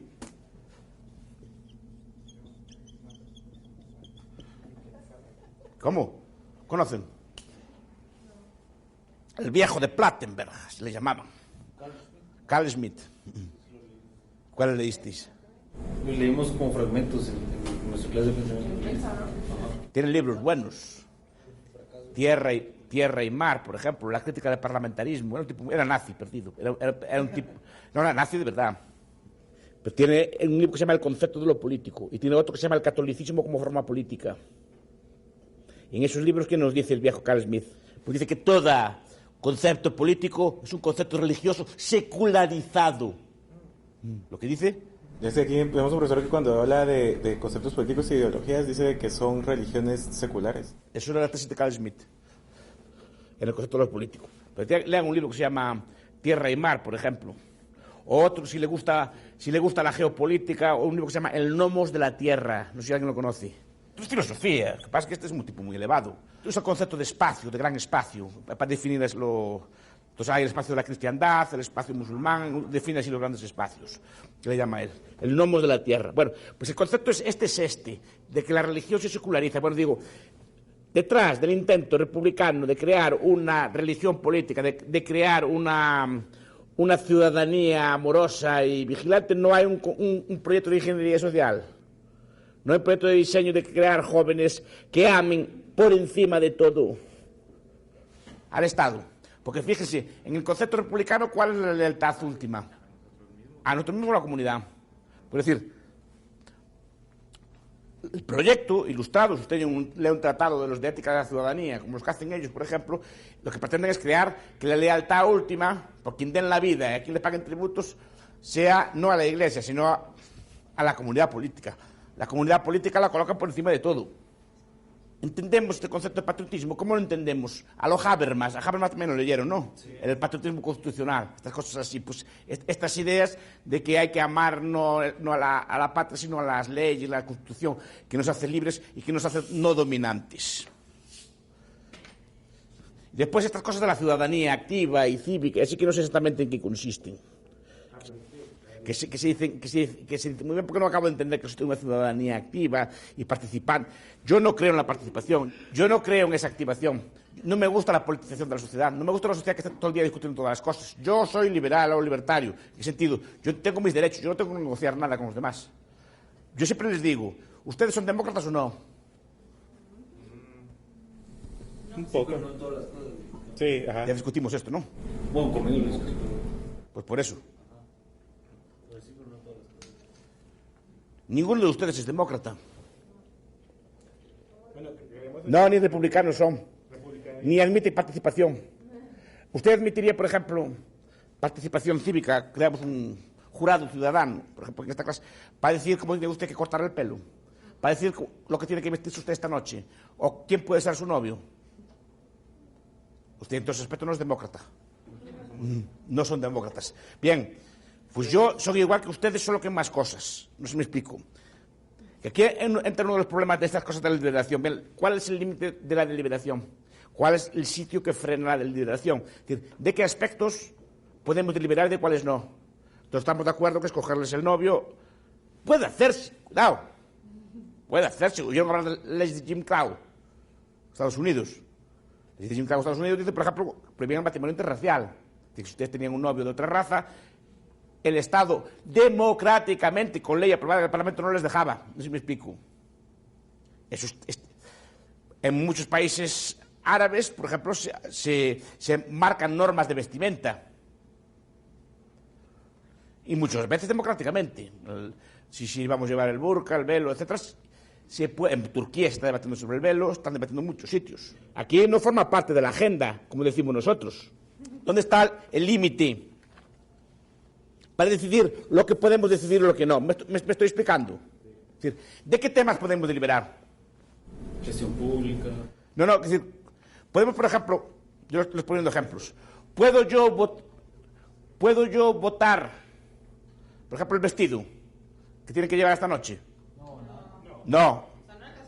No, espera, cuidado, pero es que en línea en muchos sitios no se da, no sé si me explico. Aquí no se da el vestido. Hay países en el mundo que debaten y votan sobre el velo, por ejemplo, a favor o en contra. Es decir, en Francia quieren prohibir el velo por ley y en algunos países quieren ponerlo por ley. No sé si me explico. Democráticos ambos. ¿Dónde está el límite? Aquí no lo admiten. En ese aspecto ustedes no son demócratas, yo tampoco. En el aspecto, por ejemplo, personal, ¿qué novios pueden tener? Hay leyes que permiten que novios pueden tener. Hay leyes, por ejemplo, democráticas que sancionan determinadas relaciones sexuales. ¿Sí o no? ¿Sí o no? Que sancionan, quiere decir que las castigan. No hay países que cortan la mano o cosas así. ¿Por qué? O que las piden a las mujeres adúlteras, quiero decir. Bueno, pero si eso democrático interno. Pues por eso le digo. Es decir, que nosotros no lo tengamos que no sea imposible. Es decir, que en principio podemos deliberar de cualquier tema, ¿sí o no? Podemos votar de cualquier tema. Dígame un tema que no podemos votar. Bien, ahora, el republicanismo, ¿qué temas limita y cuáles no?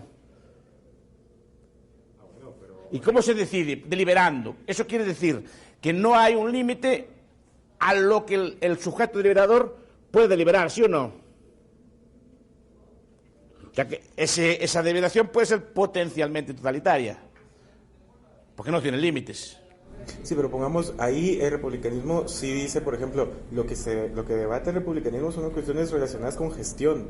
O sea, sí, pero gestión, ahora se me explica. Gestión, no, o sea, cuando se habla de gestión, por ejemplo, y ellos lo dicen. Bien, sí, pues que ahí está la trampa. No hay gestión. El viejo Mises definía gestión pública como la gestión de todos aquellos aspectos socialistas de la sociedad. Es decir, hay gestión educativa porque alguien decidió nacionalizar la educación.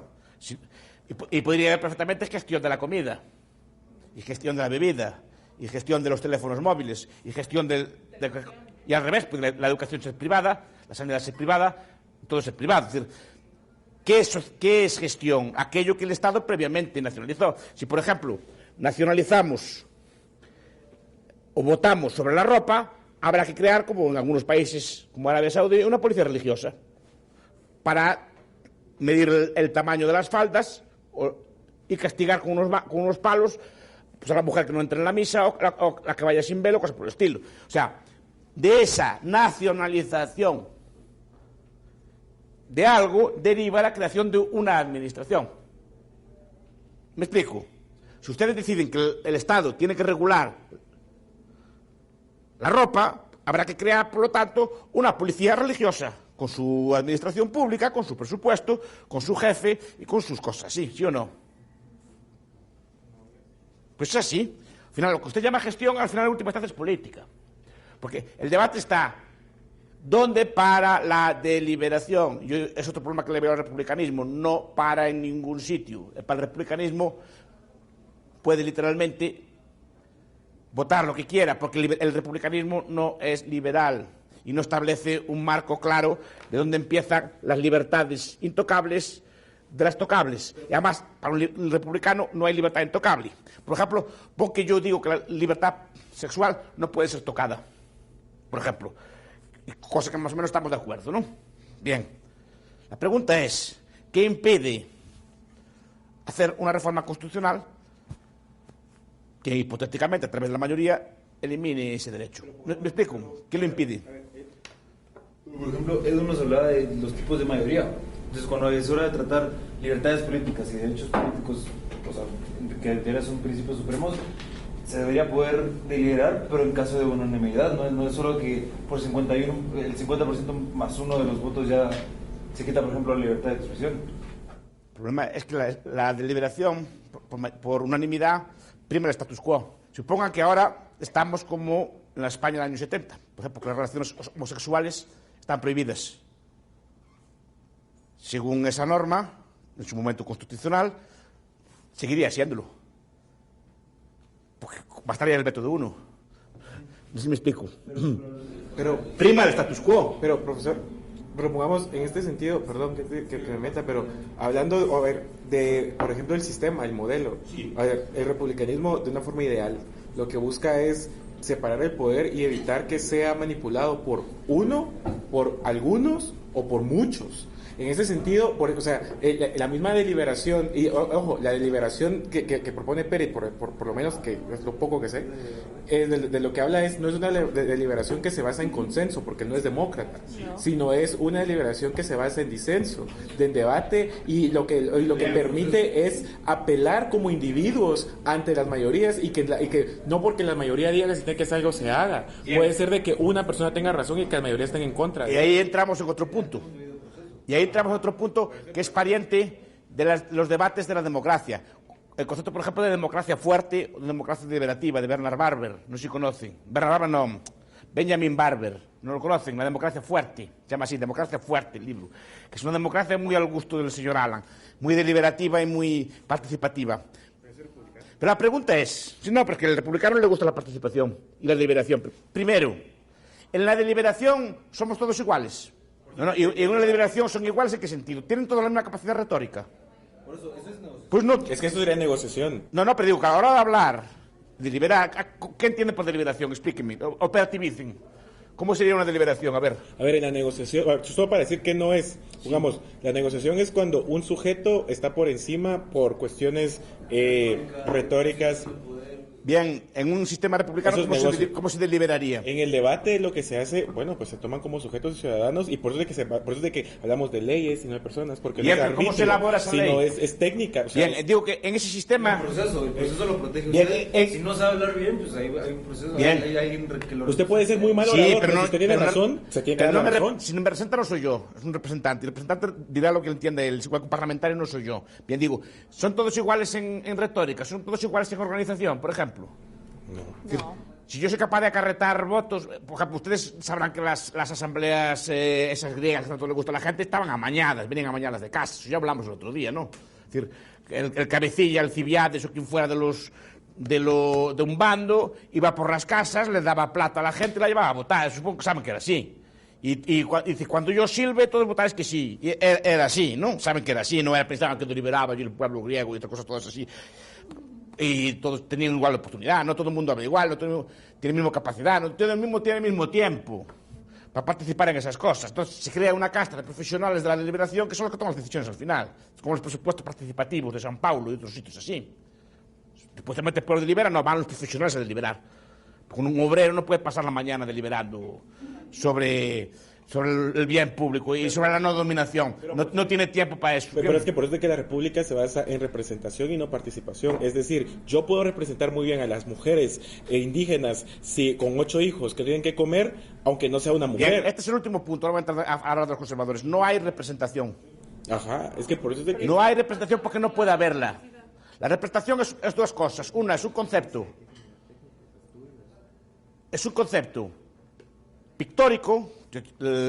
Esto representa, es una alegoría, por ejemplo, un cuadro. Este cuadro representa la primavera, este cuadro representa el amor puro, este poema, tal. Esto es una representación pictórica, o una foto es una representación. O una representación es un contrato de mandato. Supongo los juristas lo sabrán. Es decir, yo delego en la señorita Illescas para que me compre 10 toneladas de harina. Y le doy un mandato, le doy una representación. Entonces la señorita Illescas me representa a mí en ese mandato. O yo delego en el señor Alán para casarme por poderes. Es decir, como yo estoy en la cárcel, o estoy de viaje y yo quiero casarme, pues con mi novia, se casa, yo le doy a usted un poder notarial y es usted que se casa por mí. Es el matrimonio por poderes, supongo que lo conocen. Eso es una representación. Ahora, ¿qué ficción es esa?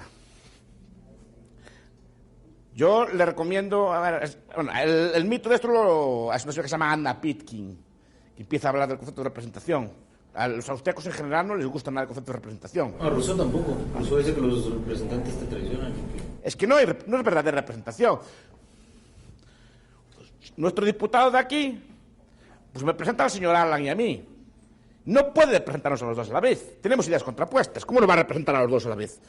Y además hay una especie de transustanciación. Usted sabe cómo es una misa católica, que el pan y el vino se transforman en la carne y cuerpo de Cristo. Eso se llama transustanciación. Pues aquí pasa algo semejante. Esta persona que ahora es un borrico, al día siguiente de ser elegida, se transustancia en un ser muy listo que representa al pueblo. ¿Sí me explico? Pero pongamos, en ese punto, a ver, y es que yo sigo peleando a Pérez porque... Pero pongamos, Pérez dice de que no es el representante en sí mismo el que porque todos sabemos de que la información es infinita y... Mira, yo en ese sistema solo admito una cosa, el mandato. Mandato imperativo, ¿sabe a qué me refiero? Como era antiguamente, por ejemplo, las Cortes de Castilla. El pueblo, o los ricos hombres, o quien fuera, el pueblo de Zamora, o el pueblo de Orense, o el pueblo de cualquier sitio, se juntaba, los que tenían derecho al voto, y votaban a favor del impuesto o en contra del impuesto. Allí discutían y salía que sí o que no. Entonces nombraron un procurador. Y el procurador iba con el voto. Dice, ¿qué decidió el pueblo de Zamora? Votar que sí. Y él solo transmitía el voto. No podía votar lo que quisiera. Votaba... ¿Conocen cómo es el cuerpo electoral americano? El colegio. Sí. Ustedes no votan por Obama. Ustedes votan por unos representantes que son a favor de Obama o en contra de Obama. ¿Me explico? Esos representantes se juntan en un colegio y votan, y si hay mayoría gana Obama. Y cada estado tiene un número de representantes en ese colegio. Y esos representantes solo pueden votar por mandato. ¿Me explico? Eso sí que lo admito. La representación no. Pero la representación es un concepto. ¿Saben quién idea? Un conservador, ya que vamos a entrar en el tema, Burke. Bien, Burke es el padre de todos los conservadores. A mí la figura central del movimiento conservador moderno me parece Russell Kirk.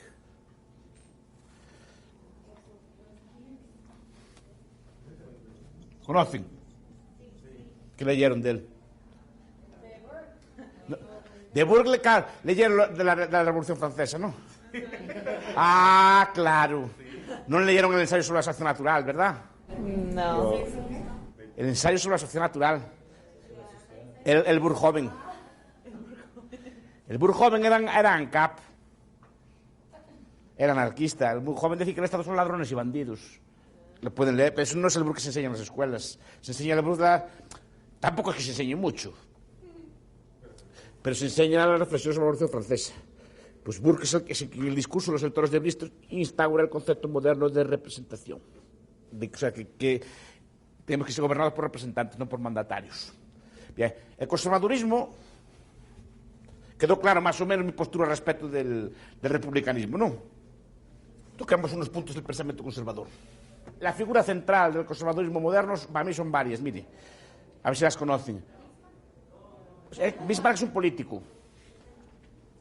La figura central del conservadurismo teórico, no de políticos, teórico, es Russell Kirk, con un libro que se llama La mentalidad conservadora. ¿Qué dice Kirk? ¿Cuáles son los rasgos del pensamiento conservador? Pues la figura es, 1, Kirk, 2, Robert Nisbet.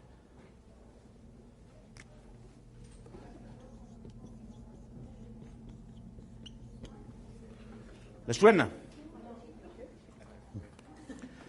Por ejemplo, 2 libros, Cambio social e historia de la idea de progreso.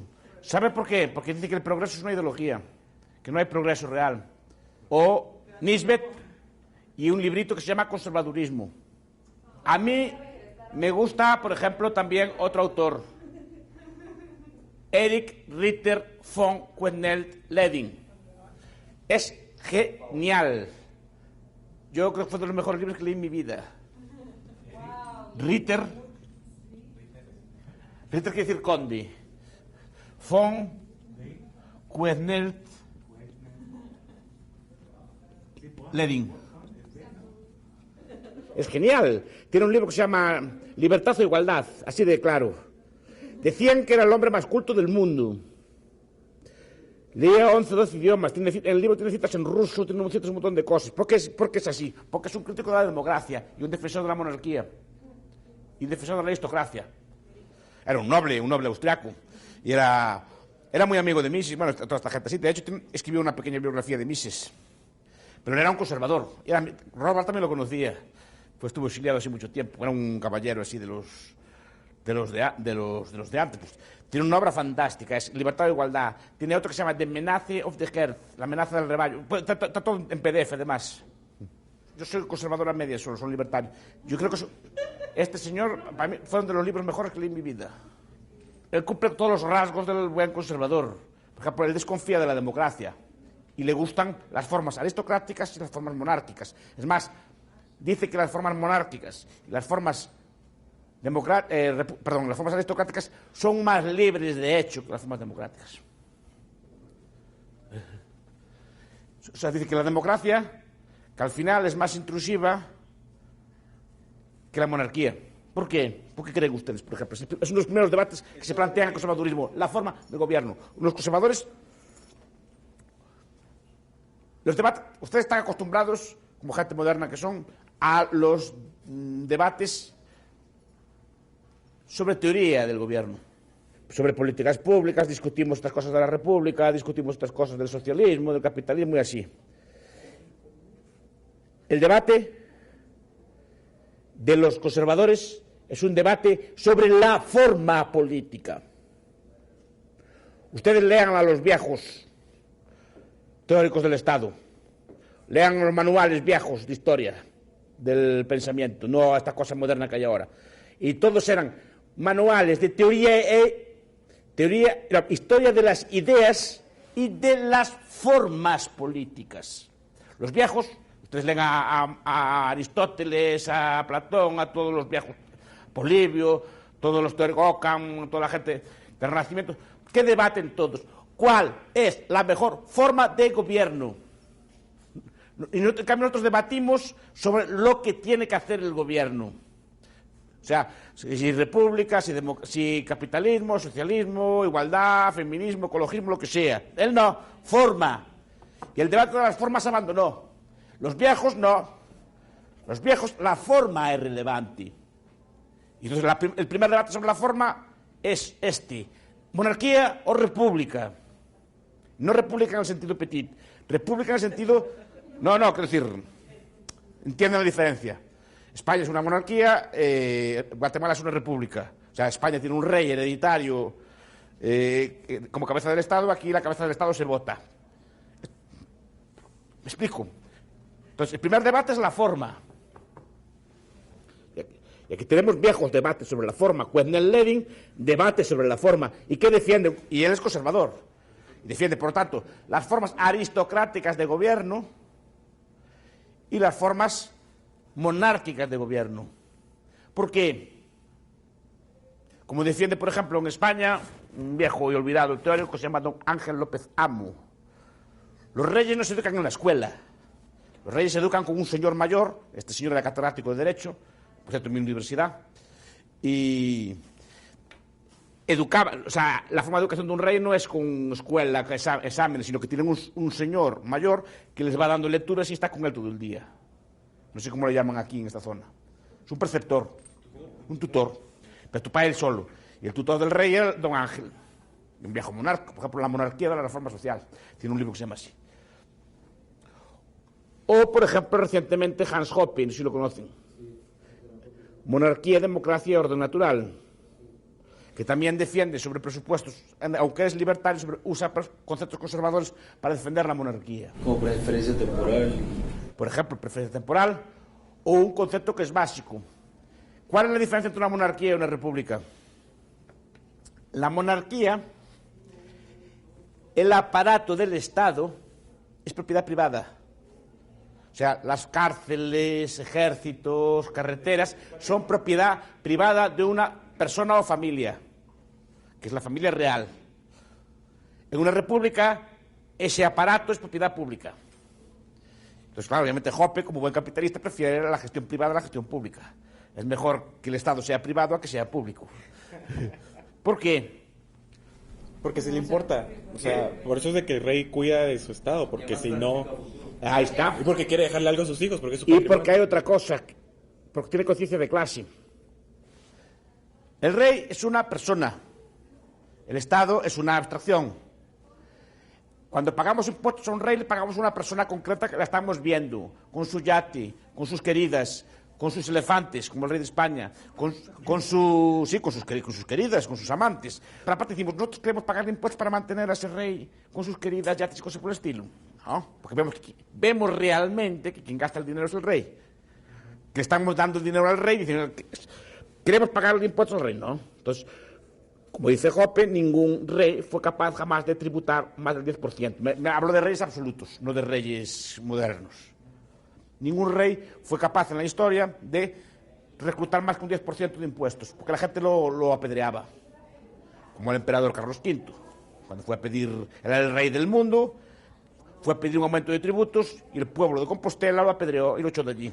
Me explico. Que no le daba nada, no le daba la gana. En cambio, al ser abstracto, la gente a día de hoy incluso pide más impuestos. Y ahí está el truco. Entonces, mejor monarquía, mejor aristocracia. Yo escribí un ensayo una vez defendiendo la aristocracia como forma política. Los valores sociales de la democracia, de la aristocracia. Como la aristocracia era un freno al poder real, como la aristocracia tenía unas normas que se autoobligaban, como la aristocracia no podía hacer como quisiera, igual que el rey. Entonces, primer debate, por ejemplo, podría ser esto. Tenemos los viejos conservadores que debaten de esto, y debaten del viejo debate sobre libertad o igualdad. Wendell tiene una frase allí preciosa, citando a Voltaire. Y como decía Voltaire, prefiero ser devorado por un león o caer bajo las garras de un león que ser devorado por 1000 ratas, que son mis vecinos. Puestos a ser gobernado, prefiero ser gobernado por un león que gobernado por 1000 ratas. Decía él así. De Voltaire decía él así, no es de... Entonces a Wendell le gustan citar frases así. Entonces, aquí tenemos un tema, por ejemplo, a discutir. La forma. ¿Cuál es la mejor forma? Entonces, vemos que el general conservador, aunque a día de hoy el conservador normalmente acepta la democracia, desconfía. Y la quiere moderada. Y la quiere en pocos ámbitos. Y la quiere moderada por la tradición. A ver, el conservadurismo es una filosofía que santifica el tiempo. Que significa que le gustan las instituciones que pasaron el filtro del tiempo. Es la democracia de los muertos, que decía Chateaubriand. La tradición es la democracia de los muertos. Los muertos votando por continuar una serie de tradiciones. ¿Cómo? Depende de qué conservadurismo. Claro, pero en general el conservadurismo es ese, es defender las ideas, defender el valor del tiempo, defender el valor de las instituciones tradicionales y buscar también formas de cambio social que sean lentas y tradicionales. Entonces, ¿qué valoran? Por ejemplo, ¿qué valora el conservador también? La religión. El conservador lo que busca es moderar el ritmo del cambio. El conservador no le gusta lo nuevo porque sea nuevo, le gusta que las cosas pasen por un filtro del tiempo para estar dispuesto a aceptar el cambio y el conservador más o menos lo que hay, que el cambio sea lento, no que sea rápido, ni que se acelere. Y no creen en el concepto de proceso, no creen en el concepto de progreso. El reaccionario quiere volver a como estábamos antes. Por ejemplo, reaccionario, Rothbard decía que era un reaccionario, porque quería volver a la América de antes de 1910, cuando no había Estado, era muy pequeño. Entonces quería volver a de antes, no le gustaba lo moderno. ¿Quién? Rothbard, por ejemplo. Pero un reaccionario, por ejemplo, es, si lo buscan, don Nicolás Gómez Dávila. Decía así, el mundo moderno no será castigado, el mundo moderno es el castigo. Don Nicolás tiene muchas frases así. Nicolás Gómez Dávila tiene un libro que se llama Sucesivos escolios a un texto implícito. Ese es el título del viejo don Nicolás. Pues Nicolás es un reaccionario. Reaccionario, por ejemplo, yo creo que Bonald y Mestre son reaccionarios. Mestre tiene un libro que se llama Du Pape, me parece, del Papa. Quiere que vuelva a mandar el Papa, como antes. Nada de modernidades, de repúblicas, ni cosas así. Religión. ¿Qué opina el conservador de la religión? ¿Por qué? La religión, ustedes leyeron a Hayek, por ejemplo. La fatal arrogancia. La fatal arrogancia, ¿leyeron ese libro? Sí. ¿Pero leyó ese libro? Pues no todo, pero... Pues ahí tiene un capítulo que habla de la religión. Pero, por ejemplo, aquí el que más le gusta esto es un que se llama Christopher Dawson. Progreso y religión, o religión y nacimiento de Occidente, por ejemplo. También pueden buscar la obra completa de estos autores que estoy citando, que está toda colgada, ¿de acuerdo? Si buscan en Bucos o buscan en cualquier página de libros, allí les aparece todo. En Google ya les aparece todo esto. En Google, o Google Académico, que trabajan con él, supongo, ¿no? Pues ahí tienen toda esta gente. Christopher Dawson es un gran defensor de la religión. ¿Por qué les gusta la religión? Porque la religión es como un filtro. ¿En qué sentido? Va transmitiendo pautas de conducta probadas a lo largo del tiempo y las transmite de forma baratas. Que sean católicos saben que hay un catecismo. En general todas las religiones más o menos tienen un catecismo y tienen un decálogo. Nunca llegan a hablar de 10 mandamientos. Bien. Lo que dice Hayek es lo siguiente. Esos mandamientos es una forma barata de aprender una serie de conductas. Quien sigue los 10 mandamientos, en general, le tiende a ir bien. Y quien no sigue los 10 mandamientos le tiende a ir mal. Independientemente, me explico. Son pautas de conducta transmitidas de forma hereditaria que reflejan, esa es la tesis de Hayek, podemos discutirla, reflejan, o Dawson, por ejemplo, que reflejan prácticas exitosas de conducta. Entonces digo, sus padres, que son de mi edad, yo sé cómo son los de mi edad, pues seguramente le apetece andar con señoras por ahí. Pero ¿qué pasa? ¿Qué les pasaría a ustedes si sus padres hicieran lo que les apeteciera? Sería un desorden para ustedes principalmente. Pues su padre en vez de trabajar, o sus padres o sus madres en vez de trabajar para mantener a ustedes, estuvieran manteniendo 3 queridas, estuvieran jugándose el dinero por ahí a las cartas o viviendo por ahí. ¿Cuáles están sus derechos? Y seguramente les apetece. Mira lo que estoy diciendo. ¿Para qué se reprimen? Claro que se reprimen. La civilización es represión. No lo digo yo, lo decía Freud. La civilización es represión de los instintos. No hacer lo que nos apetece, sino hacer lo que debemos. Eso es civilización. Y sus padres, no sé si con valores religiosos o no, cumplen una serie de preceptos. Y si cumplen esos preceptos a ustedes les va bien. Esa es la idea de la religión. Establecer unas pautas de conducta probadas en la historia que nos llevan más o menos al éxito. Por ejemplo, una institución, por ejemplo, nosotros somos más o menos monógamos. Que normalmente ustedes tienen un padre y una madre para ustedes solos o para pocos. No tienen que repartir, por ejemplo, como miren los harenes de Turquía o los harenes que tenían los califas de antes o los harenes que tenía en China, por ejemplo, el emperador de China, o Gengis Khan, que tenía un harén de varios miles de mujeres. Es decir, que usted al final no tiene padre y tiene que repartir con a lo mejor 1.500 hermanos. O el rey Mulay de Marruecos, que también tenía un montón de mujeres. Es decir, son arenes así históricos. Entonces, las familias así normalmente tienden a estar más repartidas que ser más hermanos y tienden a estar menos cuidadas.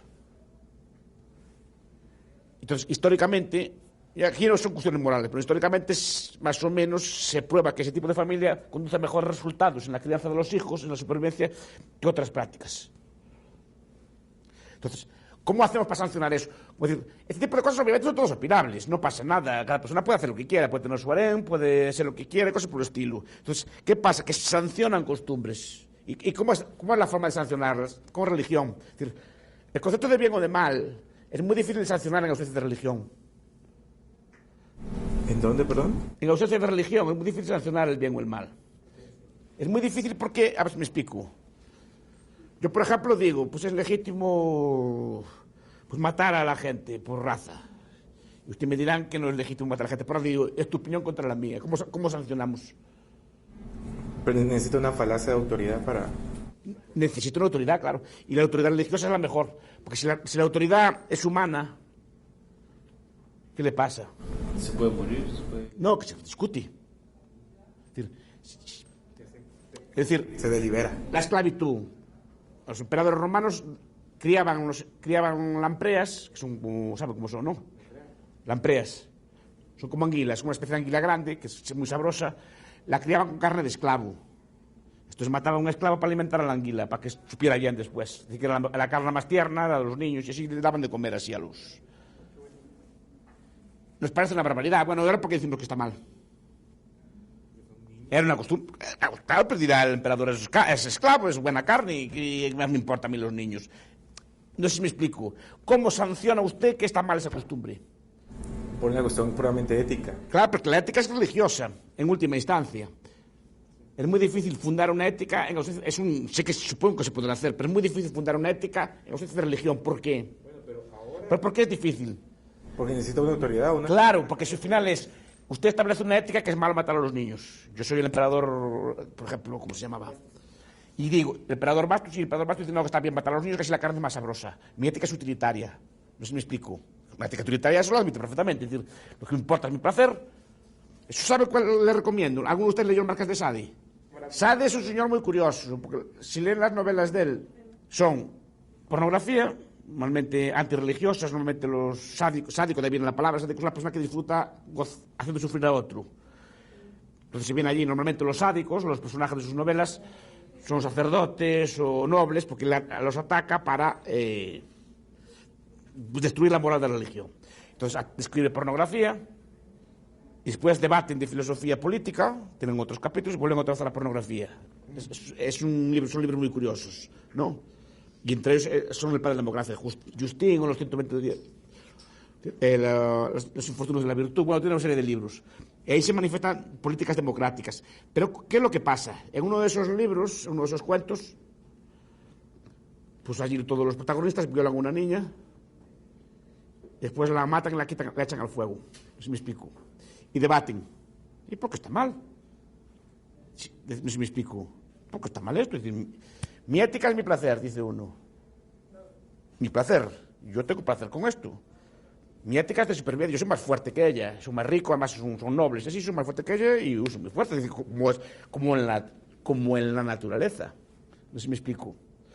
Un león o así no duda en comerse un animal para comerlo o para abusar de él, lo que sea, no sé si me explico. O no dudan en abusar de las hembras o los gorilas o así por el estilo, no tienen ningún tipo de problema. Y él dice, mi ética es natural. ¿Por qué está mal mi ética? No sé si me explico. Y otro le dice, está mal, estás matando al dique. Es mi placer, dice así. Porque, ¿en qué base? Es la pregunta que les hago. Me critican ustedes esta cosa, en ausencia de religión. Porque es necesario, como dice usted, algún tipo de valor normativo en última instancia, que no sea humano a poder ser.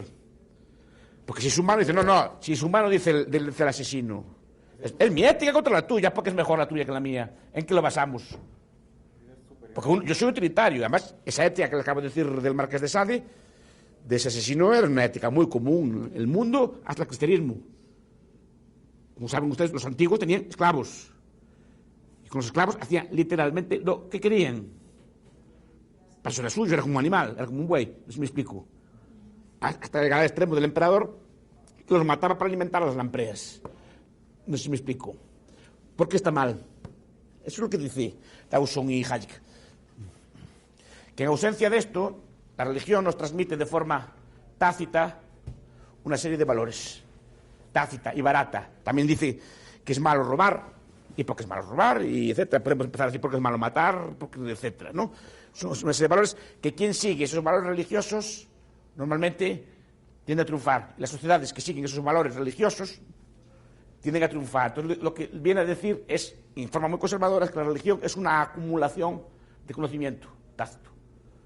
Pues claro, ya entran opiniones, dice que, por ejemplo, la religión más completa, más elaborada es la católica. Hayek era ateo, Pero él dice que de todas las religiones que él conoce, que la más completa, la más perfecta, digamos, es a estos efectos, es la católica. Esto es un factor de la religión, esto es un factor del conservadurismo, por ejemplo, la filosofía, el valorar la trascendencia, el valorar los valores religiosos por lo que trae de sí. Entonces, si ven, por ejemplo, Christopher Dawson es muy religioso, Kirk también, Kirk poco antes de morir también se convirtió al catolicismo, después de una vida de protestantismo, etc. O Frank Meyer, por ejemplo, un fusionista. Es decir, esto es un factor central. Pues mañana hablaremos de la familia y de otros factores, de los conservadores. Y mañana hablamos en general también de liberales y libertarios.